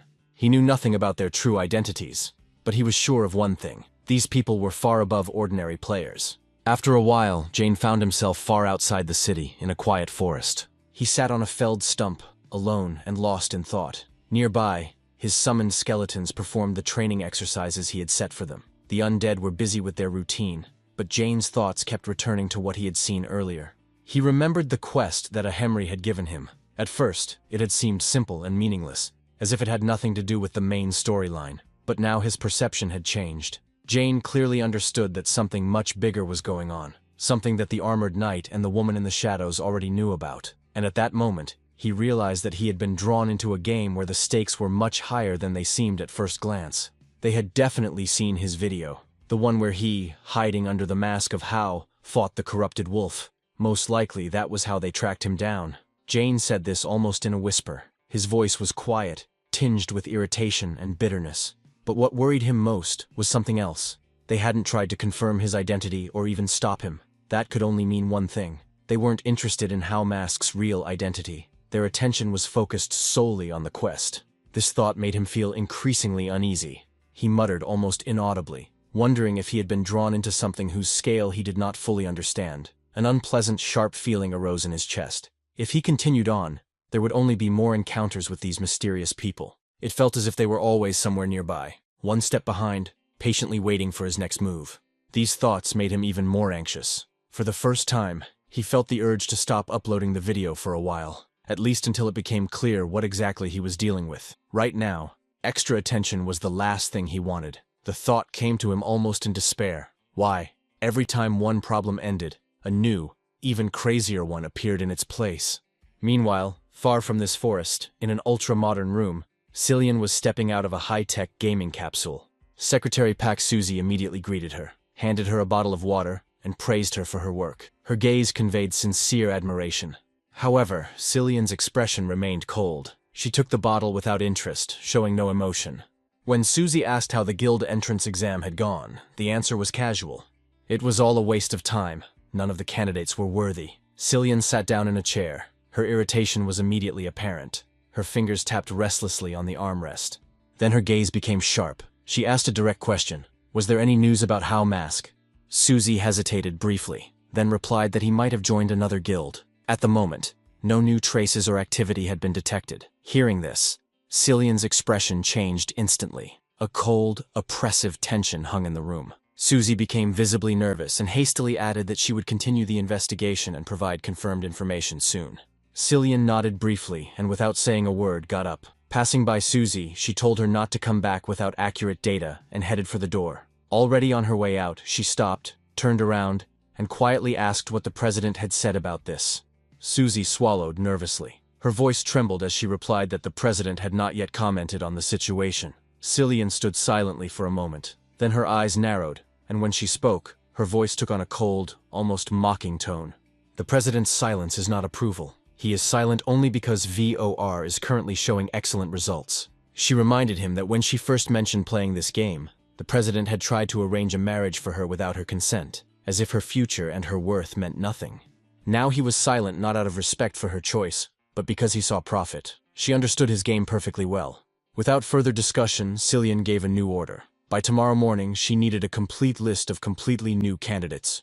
Her tone left no room for objection. Negotiations were out of the question. Suzy's face paled. Her eyes widened in shock. Her lips trembled as if she were about to protest. But she held back and muttered quietly that Cillian was a truly dangerous person. The pressure of her words always felt the same. In Cillian's world, there were no refusals or delays. Only cold, precisely calculated orders. At the same time, Jane and her skeleton warriors reached the lizard swamp. The name Akimri, who was now in Bangsu Castle, came to mind again. It was clear that the quest was close. The task was related to an egg. This meant that the target monster was most likely a bird, reptile, or insect. Assessing his current level and abilities, Jane decided that the swamp would be the safest option at the moment. He summoned one of the skeletons and warned him that the local monsters were unpredictably strong and that he needed to be careful. As preparation, he decided to activate a new skill. As soon as the Helmet of Madness skill was activated, the skeleton's eye sockets flashed red. An aggressive scarlet aura instantly spread around his body. Jane froze, watching this with obvious surprise. He couldn't have imagined that the effect of the skill would be so powerful and frightening to behold. He felt the urge to test the skill's power in practice. Without thinking twice, he ordered the skeleton to attack him. It was risky. Using this skill significantly increased the likelihood that the summoned creature would become uncontrollable and could turn into a threat to its master. But the internal order had been given. Usually skeletons obeyed without question. However, this time things turned out differently. The skeleton's body shook violently. Its movements became jerky and unnatural. It lunged forward and then began to sway as if it had gone mad, which looked truly terrifying. Jane reacted instantly. One powerful blow landed squarely on the skull. The bones scattered, and the head flew to the side and fell to the ground with a dull thud. Jane himself remained standing in place, silently observing the result. He muttered about how the man dared to yell at him. At that moment, the thought occurred to him that something was wrong with the skill. Perhaps it was a flaw in the skill itself, or a glitch in the game system. The expected effect turned out to be different. The skill did not give him control, but instead created a problem. He had a feeling that in the future it could do more harm than good. It was then that a sound came from the misty swamp haze. Figures began to emerge from the thick fog. The first to appear was a lizard man, tall, covered in scales, with sharp claws. He climbed out of the mud, letting out a low, threatening growl. His whole body was tense, ready for battle. His gaze was fixed directly on Jane. Jane calmly looked back at him. It was the right moment to test his summoned creatures in real combat. His hand rose, and he began to fill the other skeletons with magical energy. A red glow shone through their bones, filling them with additional strength and fury. Next, he activated his second skill, bone armor. A strong protective layer of bone formed over their bodies. The preparations were complete. The order to attack was given. The skeletons rushed forward, rushing towards the lizard man. Their movements looked unusual, but they exuded power. Surrounding their enemy, they began to strike. The air was filled with the clang of metal and the dry crack of bones. The lizard man tried to counterattack with his claws, but he didn't have time to recover. The skeletons acted relentlessly, attacking with full force and leaving no chance for defense. Jane kept his eyes fixed on what was happening. This was exactly the test he had been waiting for. A real fight that would allow him to understand how effective his summoned fighters were in real conditions. A few minutes later, 3 lizardmen lay in the mud. Their bodies had been completely destroyed under a barrage of attacks. At that moment, a wave of energy passed through Jane, and a notification of a level increase appeared before his eyes. With the new level came fresh energy. His concentration and determination intensified. He made a decision. He would spend the entire next week in this swamp, exploring it to the end until he found the mysterious egg. If it turned out that this place was not related to the quest, he would immediately move to another region without wasting any time, with the same ruthless attitude that he demanded from his undead warriors. But Jane didn't know that on one of the nearby rocks someone was watching him closely. A girl sat on a moss-covered boulder, Elijah, known for her beauty and manipulative skills. Wherever she appeared, praise and help found her, creating the illusion of complete control over the situation. However, fate was not kind to her self-confidence. As soon as she shifted slightly to get a better view, her foot slipped, and she fell face first into the dirty swamp water. Mud covered her face and clothes, completely destroying her carefully maintained appearance. As she got up, she was on the verge of irritation. She looked around furiously. The swamp now seemed even more disgusting to her. At the same time, her appearance here was not an accident of her own making. One of her subordinates, who called himself her loyal servant, had brought her here to level up. But immediately after arriving, he died. His own stupidity cost him his life. Now Elijah was alone, in an area filled with hostile monsters whose strength far exceeded her current capabilities. It was at this moment that her gaze fell again on Jane, the one who was completely focused on his fight. He stood out not only for his efficiency, but also for how sparingly he used his energy and strength. The skeletons around him obeyed his orders without question. Jane himself remained completely calm, even when violence was raging around him. This is what caught Ilya's attention. In his coldness and detachment, she saw the perfect target, a player who could be used in her next manipulation. In her mind, he had already become just another pawn. Without hesitation, she headed toward him, limping slowly. She held her leg with one hand, pretending to be seriously injured. Her posture was deliberately weak, her face sad and defenseless. She created the image of a wounded beauty in need of a strong protector. Ilya was sure that no man, especially one like him, could resist her charms. But Jane didn't even look in her direction. Not a word, not a gesture. He just calmly turned around and walked on, as if she didn't exist at all. This cold disregard hurt Ilya more than any rejection. She froze in place, unable to believe what was happening. The realization did not come immediately, but when it did, her expression changed dramatically. Anger boiled inside her. Her lips tightened, and she held back her emotions with an effort of will. How dare he? That question echoed in her head. She had been ignored so easily, as if she were nothing. Meanwhile, Jane continued to do his job. Together with the skeletons, he cleared the swamp of monsters. All his attention was focused on the quest. His encounter with Ilya did not distract him. The danger in the swamp turned out to be greater than expected, but his determination did not waver. Either he would find the egg, or he would make sure that the task was not related to this region. However, Ilya kept up. She followed behind, continuing to pretend to be lame and holding her imaginary wound. But Jane's patience was gradually running out. He knew he was being followed. He wasn't stupid. Now her presence was becoming an irritant. "It's just a game," he thought. "You have to play it like a game." But Elijah continued to believe that her appearance and presence alone were enough to make anyone help her. Finally, Jane stopped. He turned and looked at her. His eyes narrowed. His tone was harsh and direct. "What do you want?" The question caught Elijah off guard. Her posture instantly softened. In a quiet, weak voice, she began to say that she had dropped her sword while hunting in the swamp. The story was simple but well thought out, pitiful enough to elicit sympathy, but not so much as to appear helpless. She insisted that she couldn't retrieve the weapon herself and needed help. Jane agreed without hesitation. Coldly and unceremoniously, he set a condition. As soon as the sword was found, she would stop following him. There was no softness or kindness in his voice. Elijah hid her dissatisfaction behind a polite smile and restrained gratitude. Inside, she was jubilant. It seemed to her that a crack had appeared in the necromancer's cold wall. The manipulation had worked. After a while, they reached the place where the sword lay. Jane wasted no time and immediately gave orders to the skeletons. They rushed forward through the mud with jerky but confident movements, heading for the weapon. Elijah quietly expressed her gratitude, but her expression changed. Behind her smile lay cold calculation. The necromancer is only dangerous because of his summons, she thought. Separate him from the undead, and he becomes vulnerable. This thought gave her confidence. Suddenly, Elijah attacked Jane, taking advantage of the moment when he seemed distracted. But the blow was too slow and obvious. In one fluid motion, Jane caught her arm, stopped her swing, and effortlessly threw her back into the swamp, back to where they had retrieved the sword. There was a splash. Elijah was completely covered in mud, anger, and humiliation. Her voice trembled with rage. "You're not getting away from here. My elite bodyguards are already on their way. They'll wipe you out." Jane smiled quietly, openly mocking her. With an expression of boredom, he pointed behind her. "Look behind you." Elijah was confused, and when she turned around, several lizard people began to emerge from the thick swamp vegetation.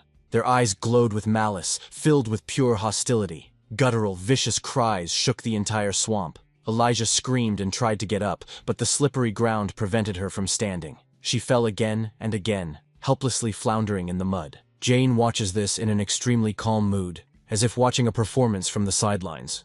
Almost indifferently, he remarks that if she planned to deceive someone, she should have at least played the part more convincingly. From the very beginning, it was all too obvious. Taking one last look at her, he gives the order to the skeletons. It's time to end this.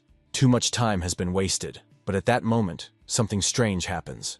The skeleton's movements suddenly become unnatural. One of them begins to behave completely absurdly. His gestures resemble a strange, almost seductive dance, as if he is rehearsing some kind of romantic number. The poses, movements, and bends all look ridiculous. Jane instantly loses his patience. He angrily lashes out at the skeletons and yells at them to stop this circus. He warns them that if anyone repeats such behavior, he will break them himself. A moment later, a system notification flashes before his eyes. Ilya is dead. Additional assist points are awarded. Although he did not kill her personally, the reward was still counted. It seemed strange, but Jane just raised an eyebrow and did not pay much attention to it. The swamp monsters did what he himself was not even going to start. As for her bodyguards, he initially took it as an empty threat. People like that are usually only strong with words. Inside, they are empty. But Jane didn't know that at a distance. A group of well-armed players were watching the whole scene through live recording mode. That's what Elijah was talking about. Her so-called loyal servants, who followed her from different regions. Their faces remained impassive, but their eyes revealed a quiet, cold calculation. After a while, deep in the forest, Jane stood in front of a man who had fallen to his knees. His chest was pierced by a sword. It was none other than one of Elijah's former servants. Even as he was dying, he muttered with hatred that he would kill him for her sake. Irritated and confused, Jane asked aloud how it was possible that any girl was worth killing and dying for. He added that perhaps they thought revenge would win her love. In response, the man burst into maniacal laughter. His eyes revealed a dangerous, painful obsession. He shouted that he loved Elijah. Without wasting a second, Jane delivered the final blow. For a moment, he was overwhelmed with memories. All of Ilya's red flags came flooding back one after another. Manipulation after manipulation, as if she were playing the role of an experienced actress. He had never taken her threats about bodyguards seriously, but now it was clear. It was all true. Ilya was perfect at playing the victim, emotionally binding her fans to her. Now, almost every day, another obsessed fan appeared before him. These constant confrontations were wearing him down mentally. and the lack of new quests only added to his irritation. For a moment, the thought flashed through his mind to find Elijah and end this once and for all. But the idea was as tempting as it was dangerous. He understood perfectly well that one such step would turn the entire server against him. After collecting the loot from his defeated enemy, he saw a new message flash on the system interface. Items received: an abandoned combat watch, 5,000 gold coins, rough leather boots, and a rare item, the necklace of promises. After reading the description, Jane remembered that such a necklace could be sold for about 800,000. Excitement gripped both him and his loyal skeletons. For the first time in a long time, he felt that today he could afford a royal dinner. But at that moment, another fanatic of Elijah noticed him and shouted that he had found her enemy. Seizing the moment, Jane deliberately announced loudly that he was the one who had killed Elijah. He hoped that he was facing only one opponent and that he would be able to resolve everything with a quick duel. However, after a few seconds, his smile turned to panic. Dozens of heavily armed men began to emerge from behind the trees. There was only one thing in their eyes: murder. Without hesitation, Jane and his skeleton turned around in an instant and ran. The enraged crowd rushed after them, running at full speed and with fury. As he ran, Jane couldn't believe what was happening. How was it even possible for someone to be so obsessed with Elijah? He couldn't imagine that this girl had left behind a whole small army. After putting some distance between them, Jane sent the skeletons back, hoping they could delay their pursuers. However, this faint hope vanished the moment one of the attackers smashed them to pieces with a single blow. At that moment, the harsh reality dawned on him. These weren't just fanatics. He was facing high-level professional players, and there were too many of them. Fighting was no longer an option. There was only one way out: to run. With that thought, Jane rushed deeper into the forest, further and further away from the swamp, thinking only of survival. Only in a remote part did he finally stop. His breathing was ragged, his heart was pounding, his body was exhausted, but his mind remained in a state of full combat readiness. Very quickly, he got the feeling that something was wrong here. This place was nothing like Lizard Swamp. The trees here were much taller and looked ancient. A thick fog hung in the air, and there was an unnatural silence all around. Not a sound from any animals. He knew this region too well, having explored it far and wide for quests and loot. But he had never seen this area before. A look of restrained surprise flashed across his face.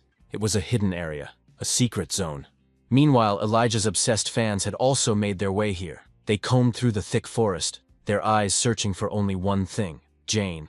Soon, one of the pursuers noticed skeletons standing alone in a small clearing. But instead of attacking or running away, the skeletons began to perform a strange, frighteningly absurd dance, as if mocking those who were chasing them. The pursuers stopped, not understanding what was happening. For a few seconds, confusion reigned.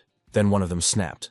Taking what was happening as a blatant insult, he furiously drew his sword and rushed forward. The moment he reached the center of the clearing, the ground beneath his feet suddenly split open. A huge creature burst out of the ground. Before anyone could comprehend what was happening, a massive tongue flew out of the darkness and wrapped around the attacker's body. In an instant, he was dragged into the monster's mouth. It all happened so quickly that the others froze in place. A monster appeared before them, huge, covered in scales, slowly crawling out of the ground. Its presence was so overwhelming that it was difficult to breathe. One of the players trembled as he uttered its name: the Dragon Lizard, a level 40 boss monster, the most dangerous creature in Lizard Swamp. At that moment, Jane, hiding behind a massive tree, silently watched what was happening. He could not have imagined that the hidden area would turn out to be the lair of the Dragon Lizard. It was a legendary monster known for its colossal defense, enormous health pool, and deadly attacks. Usually, it took at least 20 level 40 players to kill it, and even then, victory was hard won. Rumor had it that this boss had been killed long ago and shouldn't have been here, but the game mechanics were different. If a player associated with the corresponding quest entered this area, the boss would respawn.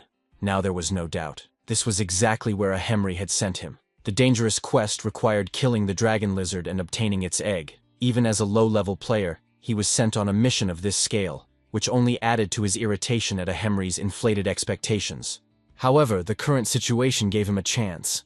There were living distractions around him, cannon fodder, and perhaps that was what gave him a tiny hope of success. Someone in the group of pursuers, realizing how dangerous this creature was, panicked and suggested retreating. But Jane had already made his decision. He wasn't going to let anyone escape. He quickly activated his enhancement skill, filling his skeletons with extra strength, and ordered them to block the escape routes. Almost immediately, the Dragon Lizard attacked again, instantly destroying one of Elijah's followers. Taking advantage of the chaos, Jane abruptly broke away and rushed toward the nest.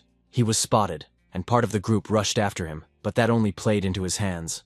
Taking advantage of the confusion, he flew into the now empty lair. He was sure that the egg must be somewhere there, but when he reached the center, he realized it wasn't there. This annoyed him. He began to carefully examine the space and soon noticed a strange stone. The strange stone did not look like an egg, but there was something about it that caught his attention. At that moment, a system notification popped up. One of his skeleton summons had been destroyed. Jane immediately understood what had happened. The dragon lizard had sensed the presence of an intruder and was already returning. There was no time left. Any attempt to continue searching for the egg could end in death. The next moment, the monster was in the lair, but saw no one there. Jane had managed to hide behind a large tree, and most importantly, under such pressure, he could no longer continue his search. So he picked up the stone with the purple symbol and decided to take it to a Henry. Even if it wasn't the egg, it was the only thing he had managed to take. By that time, all the cannon fodder had been destroyed. Bodies lay scattered in the swamp, motionless. Jane slowly approached one player who was not yet completely dead, but was already on the verge of it. His face remained blank, expressionless. Only one thought ran through his head: how unpredictable and strange this world was, filled with people who took risks for big rewards without thinking about the consequences. Without a shred of sympathy, he bent down and took the fallen player's abandoned combat watch. The man tried to say something as if he wanted to resist. Jane drew his sword and thrust it into the ground nearby, his voice cold and harsh. He made it clear that until that moment, he had taken everything lightly, as if it were a normal game. But from now on, that would no longer be the case. Too much was at stake, and if they tried to touch him again, there would be no mercy. It was a warning not only to the dying man, but to the whole group, especially to Elijah, who had set the chain of events in motion. After that, he carefully crossed the swamp, stepping so as not to get stuck in the thick, sticky mud and not to trip over the bodies. As he walked further and further away, he truly understood the consequences for the first time. If these people didn't stop, it would no longer be a series of minor skirmishes. It would escalate into a full-blown war. Immediately after that, without delay, Jane contacted the Bangsu Guild. He reported that he had seen the dragon lizard in Lizard Swamp and offered to sell the exact coordinates for 100,000 gold pieces. He knew that such information was very valuable to high-level guilds. A short time later, he was standing in a Henry's office. In his hands was the very stone with the purple symbol. His movements remained tense and cautious. Inside, he hoped that this was exactly what he needed, because he didn't want to go back and search the entire map again. A Henry took the stone and examined it for a long time. It was impossible to read anything on his face. A long, awkward pause hung between them. Finally, a Henry nodded slowly and said that yes, this was exactly what he was looking for. Jane felt a great sense of relief. The tension seemed to lift from his shoulders, followed by a wave of excitement. Mary, still holding the stone, looked at him and remarked that he had returned sooner than expected. To be honest, he thought it would take much longer. Jane felt a surge of irritated anger inside, but he held it back. He replied calmly that he had put everything he had into the task, and then, without wasting any time, he demanded the next quest.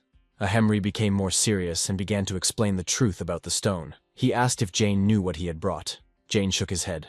Then Henry explained. Wherever there were reports of mutated monsters, this strange object was found again and again nearby. That was why he had given it the working name, Stone of Corruption.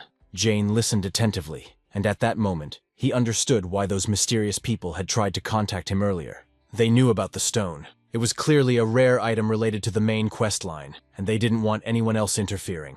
At first, Jane thought that Henry's quest was just a tick-box task, something insignificant. But now it was clear. This was not a side quest.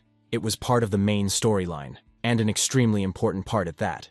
Henry sincerely apologized. He admitted that the task was too difficult for a single player, but he added that their world was threatened by an unknown and dangerous enemy, and before entrusting someone with such a great responsibility, it was necessary to test their determination and willpower.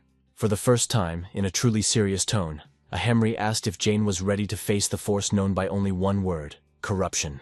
Jane felt that this was an opportunity, a truly valuable opportunity. He had already begun to prepare his response, but did not manage to say a word. Henry stopped him with a slight smile. Not yet. The time had not come.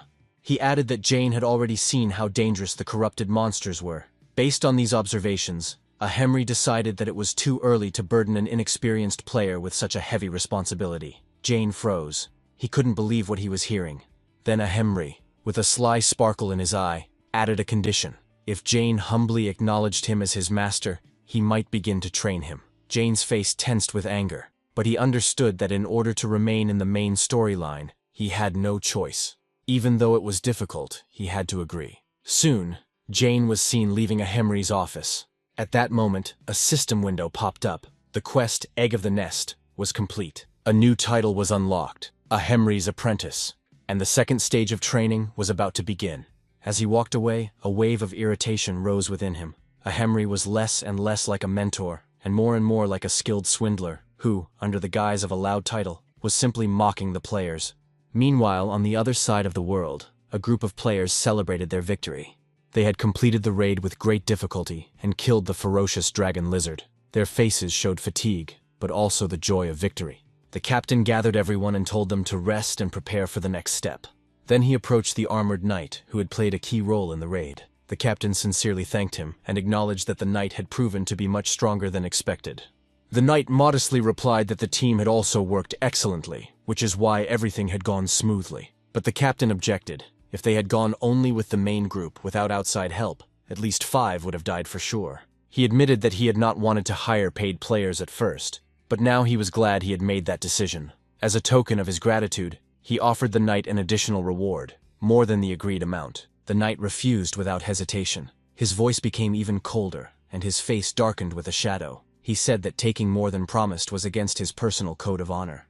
The captain bowed his head in embarrassment and apologized, admitting that he had assumed the knight's motivation was purely financial. He also noted that the appearance of a famous ranker in such a low-level raid seemed unusual. The knight did not respond. He simply walked forward and declared that he would take all the items promised in the contract from the nest. The captain was surprised and shouted after him that there was nothing of value left in the nest. The knight did not even bother to turn around. His steps were heavy and confident. Inside, he felt a strange satisfaction. He had not expected to get a chance to take the stone of corruption in this way. When he first learned that the dragon lizard had reappeared, he became nervous.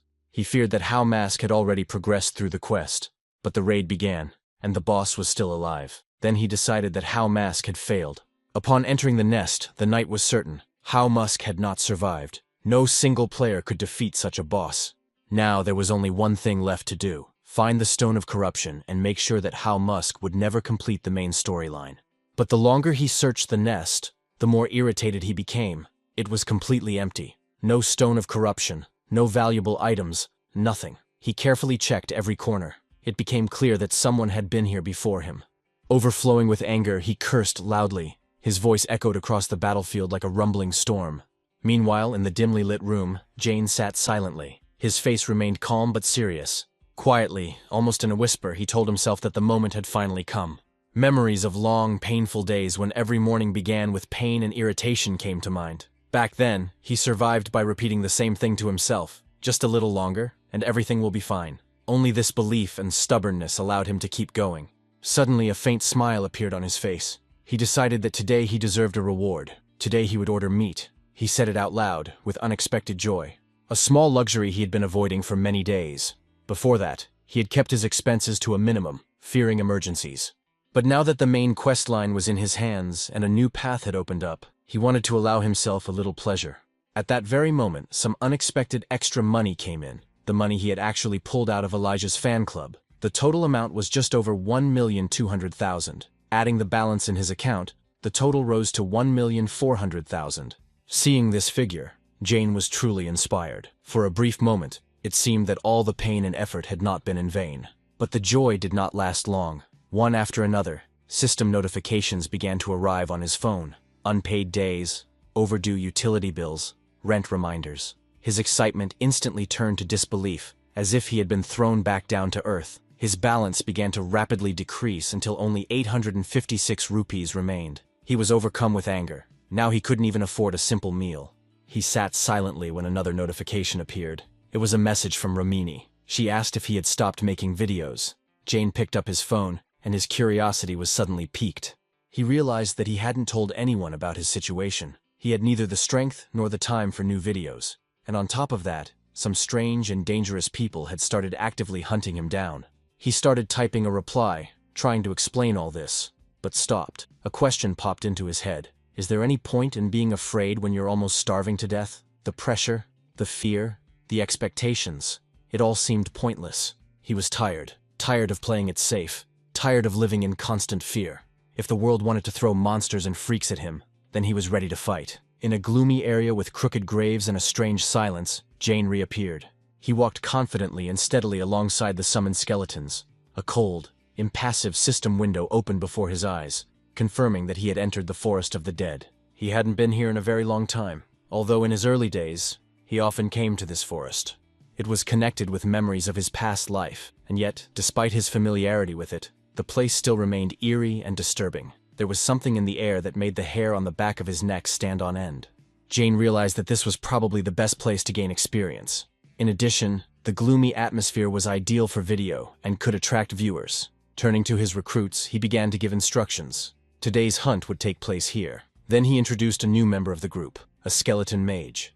Jane explained that magic would now be actively used in the strategy and ordered the others to work in full coordination with the mage. This ability to summon an additional skeleton came to him from a Hemri, the very same mentor con artist who had taken him on as a student. From the day Jane became his student, he had acquired this skill as well. As his skill grew, the skeleton mage also developed, gaining access to more advanced and powerful spells necessary for survival and victory. However, tension remained inside. Mana was already at a dangerously low level. 3 skeletons were active, and adding a mage meant a sharp increase in consumption. Now there was no room for error or protracted battles. After a brief preparation, Jane gave the order to begin the hunt. As soon as his voice sounded, a bony hand appeared from under the ground. It was a clear signal. His presence had already been sensed underground. Soon, level 33 skeletal monsters began to rise from the ground. Their bodies were covered with a faint red glow, and their eyes reflected a wild, cruel madness. For Jane, these were ordinary monsters. But his summoned skeletons saw them as just as lifeless as themselves, and were unwilling to recognize them as enemies. When the skeletons refused to move forward, Jane asked irritably what they were doing and ordered them to attack without hesitation. They may not have had full minds, but they did have instincts. They internally rejected killing others like themselves. There was a strange sadness and hesitation in their movements. Meanwhile, the skeleton monsters began to approach, swaying. Jane tried to explain that the nature of undead monsters was different from that of ordinary creatures, and that as soon as the battle began, his summoned creatures would understand everything themselves. But when he turned around, he saw that the skeletons were hiding, trembling, as if the very word battle instilled fear in them. This finally drove him mad. He snapped his fingers and repeated his order harshly. No excuses. Attack. There was no other choice. One of the skeletons mustered up his courage and stepped forward first. The other 3 lined up behind him, following his example. He gripped his sword tightly and struck a vertical blow with all his might. Something like tears flashed in his eyes. Not real tears, but ones that reflected a deep inner conflict. The blade cut into the monster's bony body. There was a crunch, and it collapsed. But his doubts vanished the moment another monster, surrounded by a deadly aura, rushed into the attack. He walked without fear. Jane's skeleton instinctively retreated, clearly frightened. And then Jane's voice rang out. He said that ordinary attacks were useless here, and that victory could only be achieved through strategy. Without wasting a second, he stepped forward and took out his rare class weapon, the mage's hammer. An almost insane smile appeared on his face. He put all his strength into the blow and split the skeleton monster's skull on the first try. The crash echoed through the forest. Fear and hesitation disappeared. A torrent of power crashed down on the enemy's head with such force that the skull was torn from the spine and disappeared into the mist of the gloomy forest. The remaining body crumbled and turned to dust. Jane smiled with satisfaction. Everything happened exactly as he had expected. He turned to his chosen ones and began to explain. Such monsters must be defeated by striking them directly on the head. However, instead of understanding, the skeletons grabbed their own skulls, as if afraid that the same thing would be done to them. Jane smirked, but quickly regained his serious expression. He announced the goal: to destroy 100 skeleton monsters in 100 minutes. His voice was cold and dangerous. Then he calmly added a warning. If they failed, he would simply leave them there. That was enough. All 4 summoned skeletons rushed forward without a word, beginning to hunt their own kind. No loyalty, no emotions, only fear for their own existence. The battle unfolded rapidly. A heavy, sad atmosphere still hung in the air. Now each skeleton warrior wielded a heavy hammer and crushed the skulls of their enemies with frightening accuracy. Watching this, Jane thought he was wrong. He had expected them to have difficulty wielding the hammers, but they were doing just fine. A new wave of hope flared in his chest. This video was sure to be popular. He was about to contact Romini when a deep vibration shook the forest. The ground shook, and heavy footsteps began to approach. Jane instantly called the skeletons to him. A level 35 skeleton warrior appeared before him, much larger and more dangerous than any he had seen before. An intense red chaotic aura pulsed in its eyes, and its gaze was fixed directly on Jane.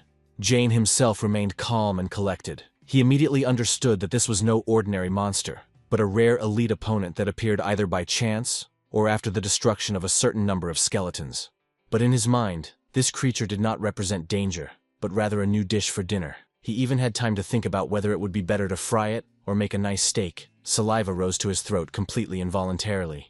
At that moment, the elite skeleton warrior raised a huge axe and brought it down with full force.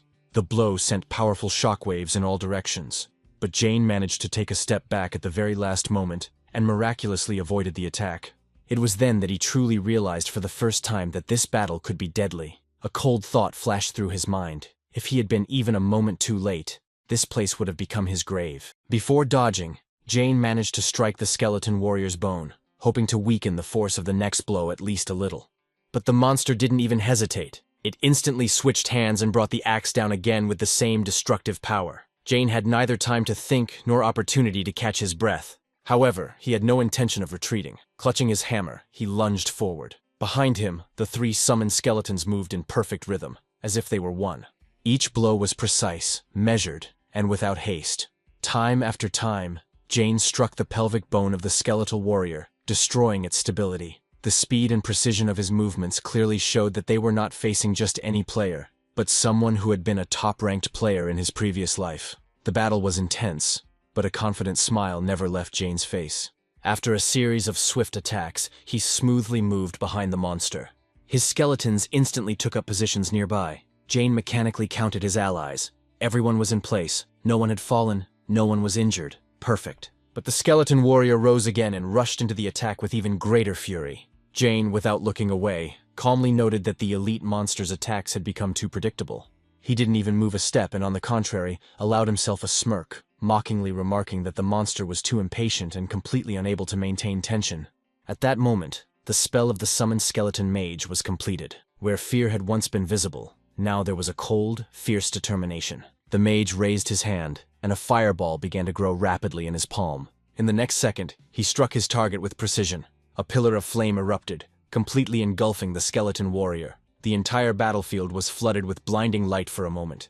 Jane exhaled. One after another, messages appeared on the system screen. The elite skeleton warrior had been defeated, and the group had gained experience. The remains of the bones slowly crumbled into dust, but a faint echo of the aura lingered in the air for a while. With a smile, Jane noted to himself that this moment would easily bring in at least 10,000 views. His thoughts returned to food. Now there would definitely be grilled meat. But at that moment, a sharp signal sounded from the system. A warning appeared that a field boss had been detected. Jane's heart sank for a second. He realized with irritation that he had completely forgotten about the trigger condition. The countdown to the boss's appearance had already begun, and he was completely unprepared for it. Thoughts raced through his mind at breakneck speed. Fight or retreat. The next signal left no doubt. The field boss had detected the intruders and was beginning to awaken. The conditions had been met. The earth shook, and a huge golden summoning circle appeared on the surface. Its glow was frightening, like a harbinger of impending destruction. Jane didn't even have time to think about his dinner before a new threat began to rise from the circle. A jointed skeleton slowly emerged from the ground, its three arms crossed. Its entire body was surrounded by a golden aura, both divine and frightening. A glowing halo appeared behind it, and the entire forest glade was flooded with cold, sacred light. Jane stood motionless, gripping his hammer tightly. The skeletons he had summoned lined up around him, ready for battle. His gaze conveyed calm, quiet confidence. He believed he could win. But the truth was much darker. The monster before him was no ordinary enemy. It was a golden skeleton, a boss-level creature that had come to avenge the thoughtless slaughter of hundreds of skeleton monsters in the forest of the dead. A bright golden light burned in its empty eye sockets, clearly indicating its status as a field boss. Jane remembered. In his previous life, this creature first appeared as a boss for magic classes. In the early stages of the game, it was known by one name, the Killer of Newbies. He understood perfectly well that the condition for summoning it Was the mass destruction of skeletons, and the death of an elite warrior was the final spark. Jane knew how difficult this battle would be at his current level, but he also knew something else. If he won, this video would be a real jackpot for the channel. The plan was already in place. All that remained was to execute it. The skeleton summons had been fully powered up, and with coordinated teamwork, victory really did seem possible. But the moment Jane turned to give the order to his army, his heart sank. There wasn't a single skeleton in sight. At that very second, a notification popped up on the interface. All summonses cancelled. The reason? Complete mana depletion. The realization hit him all at once. His irritation skyrocketed. Not only had he activated the strongest boss at the worst possible moment, but he had also completely overlooked his mana consumption. In the previous protracted battle, he had kept 4 skeletons summoned, and then the skeleton mage used a heavy fire spell, completely depleting his reserves. Jane took a deep breath and forced himself to calm down. Now there was no choice. He would have to fight this battle alone. His only regret was that his skeletal allies would not be able to take part in this epic battle. Slowly straightening up, he activated his combat watch, a unique device perfectly tailored to his fighting style. He gathered his thoughts. The real war was about to begin. As soon as the command was given, the slot on the combat watch flashed, and Jane's custom combat armor began to form around him. Discharges of raw power ran through the armor, crackling like lightning. His body was filled with unlimited energy. His combat power peaked. Until this moment, he had fought more like a mage, amplifying his spells. Now it was time for close combat. This was his true form. Without the slightest hesitation, Jane rushed straight at the golden skeleton. In response, the skeleton activated its golden halo with a single thought. A dull rumble echoed through the forest, the signal for the start of a deadly clash. The golden skeleton opened its mouth wide. Something resembling an ancient spell sounded, heavy and ominous. In the next moment, golden rays roared toward Jane. He kept moving forward. His speed and agility were at their limit. One after another, he dodged the rays, each of which crashed into the ground behind him, destroying everything in its path. A thought flashed through his mind. If just one hit him, it would be all over. And the boss was firing several at once. Now it was clear why they called him the Rookie Killer. But Jane already had a plan. He jumped up sharply, clenching his hammer, and came down from above. The blow was devastating. The golden skeleton's pair of hands shattered with a crack. This was his key weakness. His hands, which were directly linked to his ability to cast spells. Having lost them, the boss instantly weakened. One of the magic circles in the air scattered, leaving only 2. Jane understood perfectly well. Each circle was tied to the hands. The strategy remained simple and harsh. Break all the hands, depriving the enemy of his power. But suddenly the golden skeleton behaved strangely. Jane frowned. A notification flashed. The boss has focused its attention on you. Then another. The boss has figured out your tactics. And immediately after that, the boss is analyzing your skill level. Jane was stunned. The golden skeleton slowly twisted its remaining arms in a complex pattern. When the movement was complete, a chaotic purple aura was woven into its golden glow. Now the creature looked like something between a deity and a demon. Distorted, disturbing, like the embodiment of a holy monster. Jane cursed under his breath. His strategy had stopped working. Without warning, a purple beam shot toward him. The spot where he had been standing a moment ago was completely destroyed. Only his honed reflexes saved him. Jane jumped back sharply and ran without looking back. The beam kept up. Each explosion was just a step behind. Each detonation brought death closer. In a desperate leap, Jane jumped and crashed into an old ruined stone with a dull thud. He froze for a few seconds, breathing heavily. His body was at its limit, but his gaze remained fixed on the golden skeleton. How does he do it? Thoughts raced through his mind. In his past life, Jane had studied this boss thoroughly. Every movement, every spell. He knew the right way to win. Destroy all the arms, then deliver the final blow. But what was happening now was completely beyond his knowledge. Nothing that was happening matched any of his stored memories. Jane feverishly pondered. Either his memory had failed him, or this boss had hidden patterns, or some update or patch had changed its behavior, as had happened before with one of the training quests. He smiled quietly. Either way, he had 0 information. Perhaps it was the effect of a Hemry's student status, or maybe something else. He cursed quietly. "You've gone into cheat mode," he muttered. Despite his irritation, he had no intention of giving up. When another bolt of lightning shot toward him, his body reacted on its own.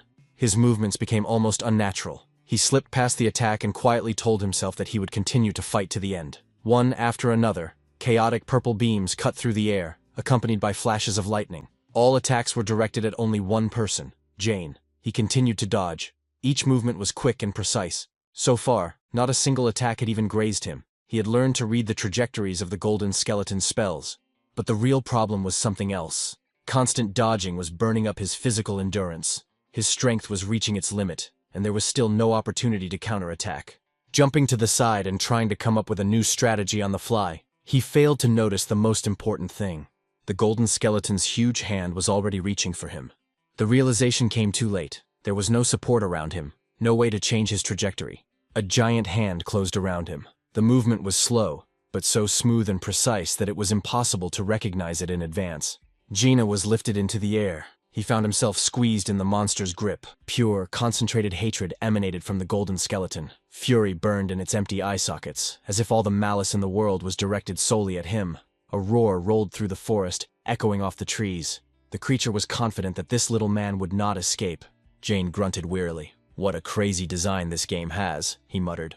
A belated realization came to mind. Grabbing with the hand was also part of the pattern. He had simply missed that moment. Now the danger was absolute. Another magic circle formed in front of his face. Inside, a destructive golden beam was already forming, capable of incinerating him alive. But instead of panicking, Jane smiled, calmly, confidently, because now he knew. The moment for a counterattack had finally come. He activated one of his most powerful abilities, demonic shackles. Due to the previous blow, the distance between them was minimal, perfect for the skill to work. The boss's parameters instantly dropped by almost a fifth. At that moment, Jane broke free from the grip. Without wasting a second, he jumped straight at the golden skeleton's head. In midair, he pulled his arm back, gathering all his remaining strength for one decisive blow. Now everything was at stake. There was only one focus left in his gaze, the final blow. His fist began to glow, filling with fighting energy. A brief thought of gratitude for such a perfect opportunity flashed inside him.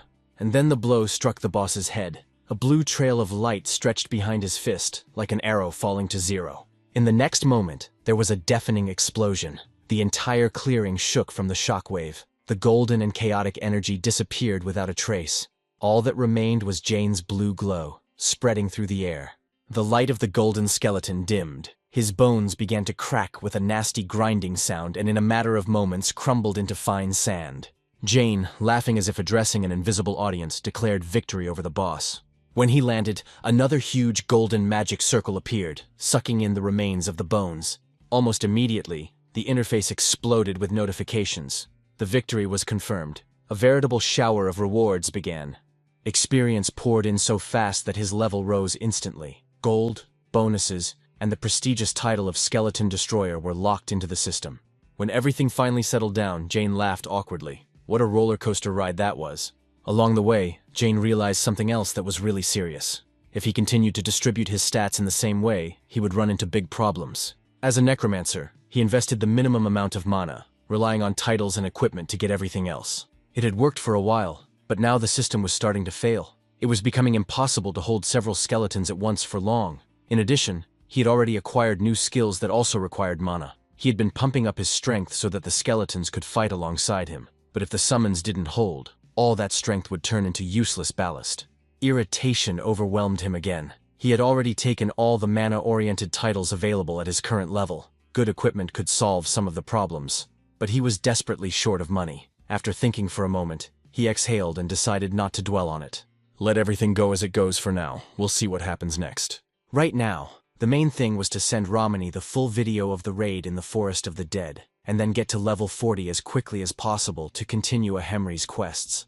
The thought of roasted meat unexpectedly lifted his spirits, and a faint smile flashed across his face. Meanwhile, Romani had already finished editing. Sitting in her room, she watched the video again and beat a stuffed toy with excitement. She was overwhelmed with emotion. Jane had single-handedly defeated a boss that was significantly higher than his level, without a single hit, without preparation, without a pre-planned strategy. The raw footage was so powerful that it required almost no editing. All that remained was to come up with a title, and after a moment's thought, a name was chosen that perfectly captured the essence of what was happening: the Emperor of Solo Gaming. After completing the hunt, Jane returned to the Bansu Castle Raiders Association branch. Without wasting any time, he went straight to Ahemri, marking the completion of another stage and reaching level 40. This time, his mentor looked different. There was interest in his eyes, but after assessing Jane's condition, his dirty clothes, disheveled hair, and obvious fatigue, he merely noted his appearance dryly. Jane didn't pay any attention to this, focusing solely on the reward. A Henry summoned the skill book, and at that moment, the system confirmed the completion of the next stage of the quest. It was osteology, an ultra-rare passive necromancer skill. Finding something like this on the market was practically impossible. The skill significantly reduced mana consumption when summoning skeletons, which was exactly what Jane needed most right now. Without wasting a second, he activated the book. However, the rewards did not end there. Next, a Khemri took out a ring made from the very same distorted stone that Jane had brought earlier. The artifact was linked to the power of the Twisted One, and, when combined with the corresponding necklace, provided powerful bonuses to stats. Jane immediately recognized this item. In his previous life, such a reward was only given to the first player to complete the main quest chain. His heart leapt with joy, but at the last moment, the ring was taken away. Without explanation, a Khemri turned and left, leaving Jane perplexed. However, after a few moments, the mentor returned, now with a look of open mockery in his eyes, offering to give him the reward on one condition. Using his combat watch, Jane immediately sprang into action. A Khemri moved easily and clearly enjoyed what was happening, while Jane chased after him, struggling to contain his irritation. If he weren't facing a non-player, it would have ended much faster. In the end, the ring ended up in Jane's possession. Out of breath but satisfied, he finally calmed down. The most important thing was that the next task had already been decided. Contact with an agent named Miggy had been lost, and now Jane's path lay towards Soryu Castle.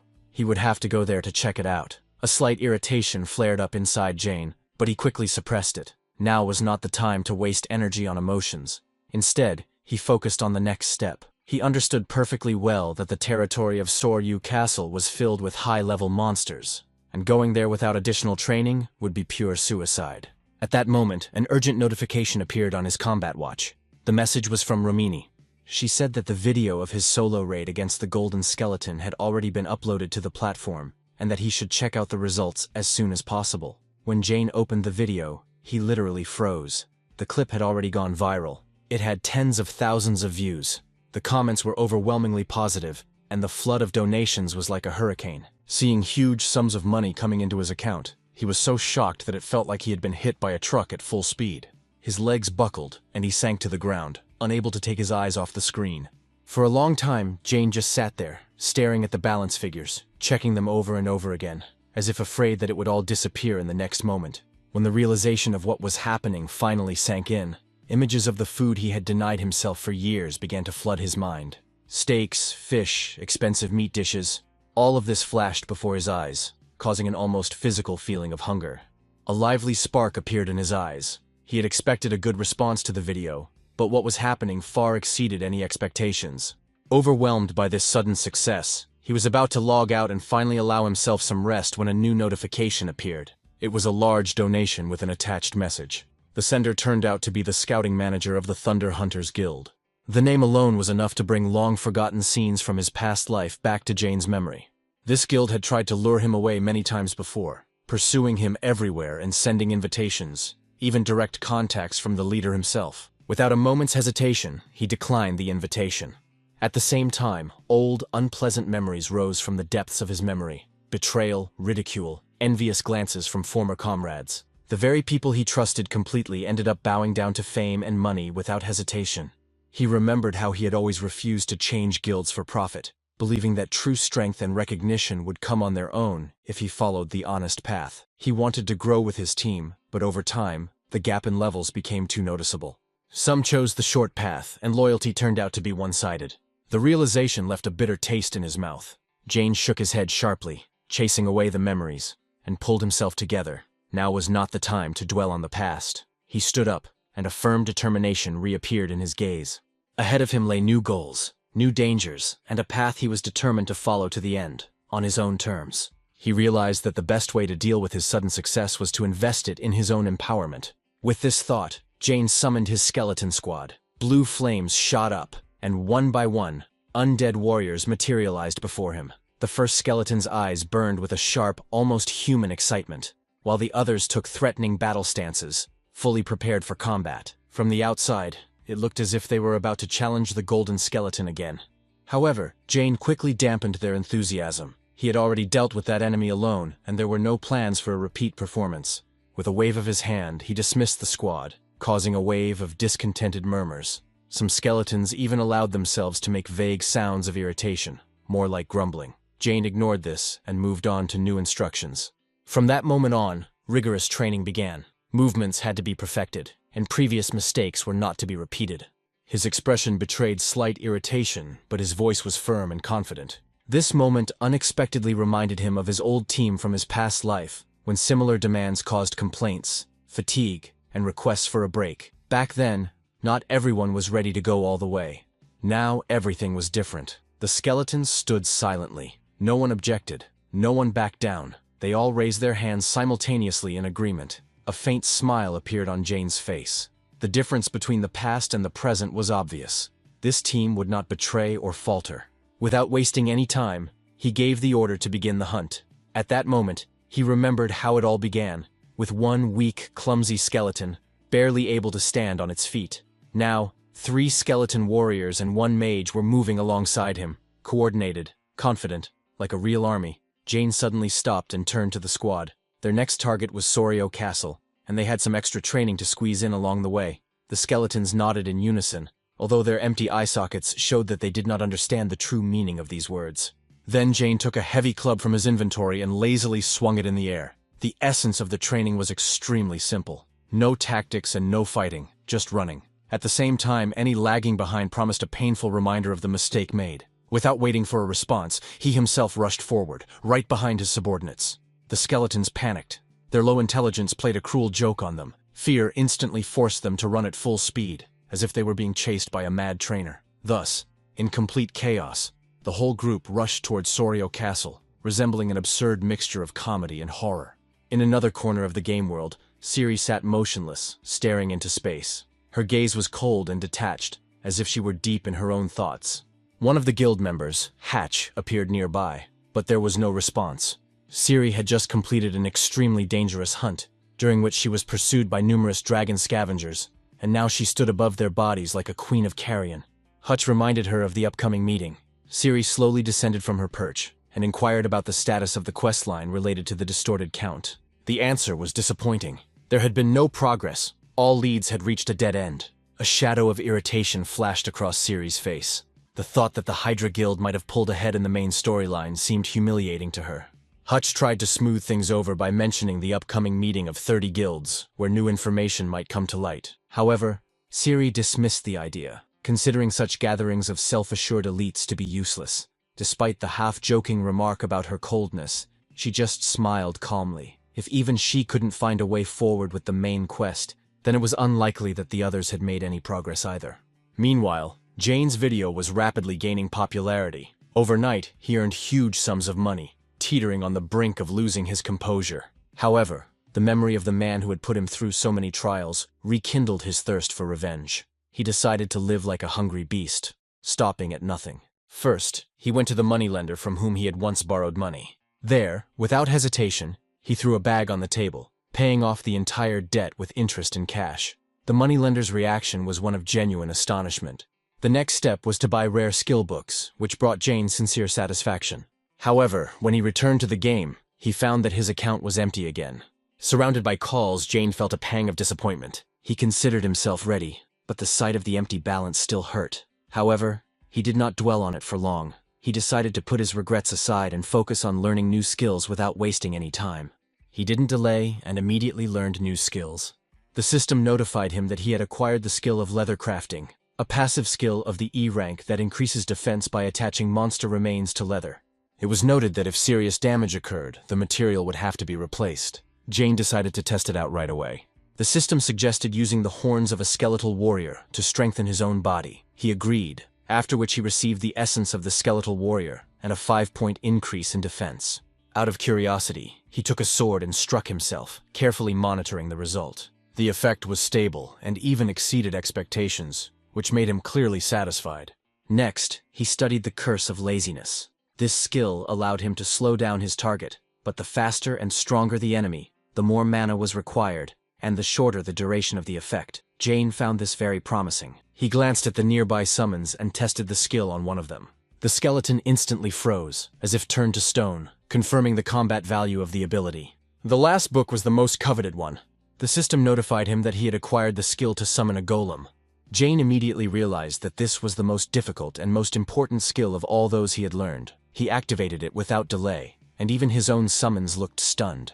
A massive golem appeared before him, and Jane felt genuine satisfaction at finally being able to summon such a creature. The golem's size immediately made it clear that it was more reliable than any tank in the area. Jane activated passive copy mode and established a connection between himself and the summon, knowing that this mode allowed him to synchronize his movements. The combination of his own technique and the golem's strength seemed incredibly effective. However, the first test yielded an unexpected result. After a sharp blow in the air, the golem remained motionless, causing complete bewilderment among the other summons and strong irritation in Jane himself. The thought of a possible system error flashed through his mind. But a moment later, the golem repeated the previous movement with a slight delay, causing everyone present to freeze. It became clear that its reaction was different from the other commands and worked on a different principle. Outwardly, Jane smiled, thinking about the next step, but inside he felt conflicting emotions. On the one hand, the potential was obvious. On the other hand, he was tormented by doubts as to whether he could really become the strongest player with such a skill set. At the same time, a meeting was beginning elsewhere. Guild leader Eris thanked everyone present for taking the time to come despite their busy schedules. The head of the Red Bulls Guild responded with slight irony, noting the familiar faces. The leader of the Big Smile just sighed deeply, while the leader of the Thunder Hunters remained coldly silent. It was noted that 29 guilds had received invitations, but only 4 had shown up. This provoked a restrained reaction. After all, we were talking about the top 30 strongest guilds. It was clarified that the meeting had been organized suddenly, and that such gatherings between top guilds were extremely rare due to constant competition. Then came a serious revelation. The Hydra Guild had identified the distorted count and was planning a final raid in about a month. This news caused noticeable tension. It became clear that if Hydra completed the task first, it would gain exclusive access to future main quests, sponsorship contracts, and content. Emotions ran high in the hall, but the conflict was successfully diffused. It was emphasized that internal clashes would only play into Hydra's hands. As a result, the idea of an anti-Hydra alliance was put forward, within which the guilds present pledged to temporarily cease conflicts between themselves and share all information on the task of the Twisted Count. There were no objections, although it was clear that not everyone was happy with this agreement. After the meeting ended, the tension remained. The leader of the Thunder Hunters left the meeting with obvious internal dissatisfaction. Later, outside of the game, she reflected on what had happened. The situation seemed humiliating. Even the first boss of the chapter had not been defeated alone, and now she had to join forces with others. This went against her principles, but she understood perfectly well that reality dictated its own terms.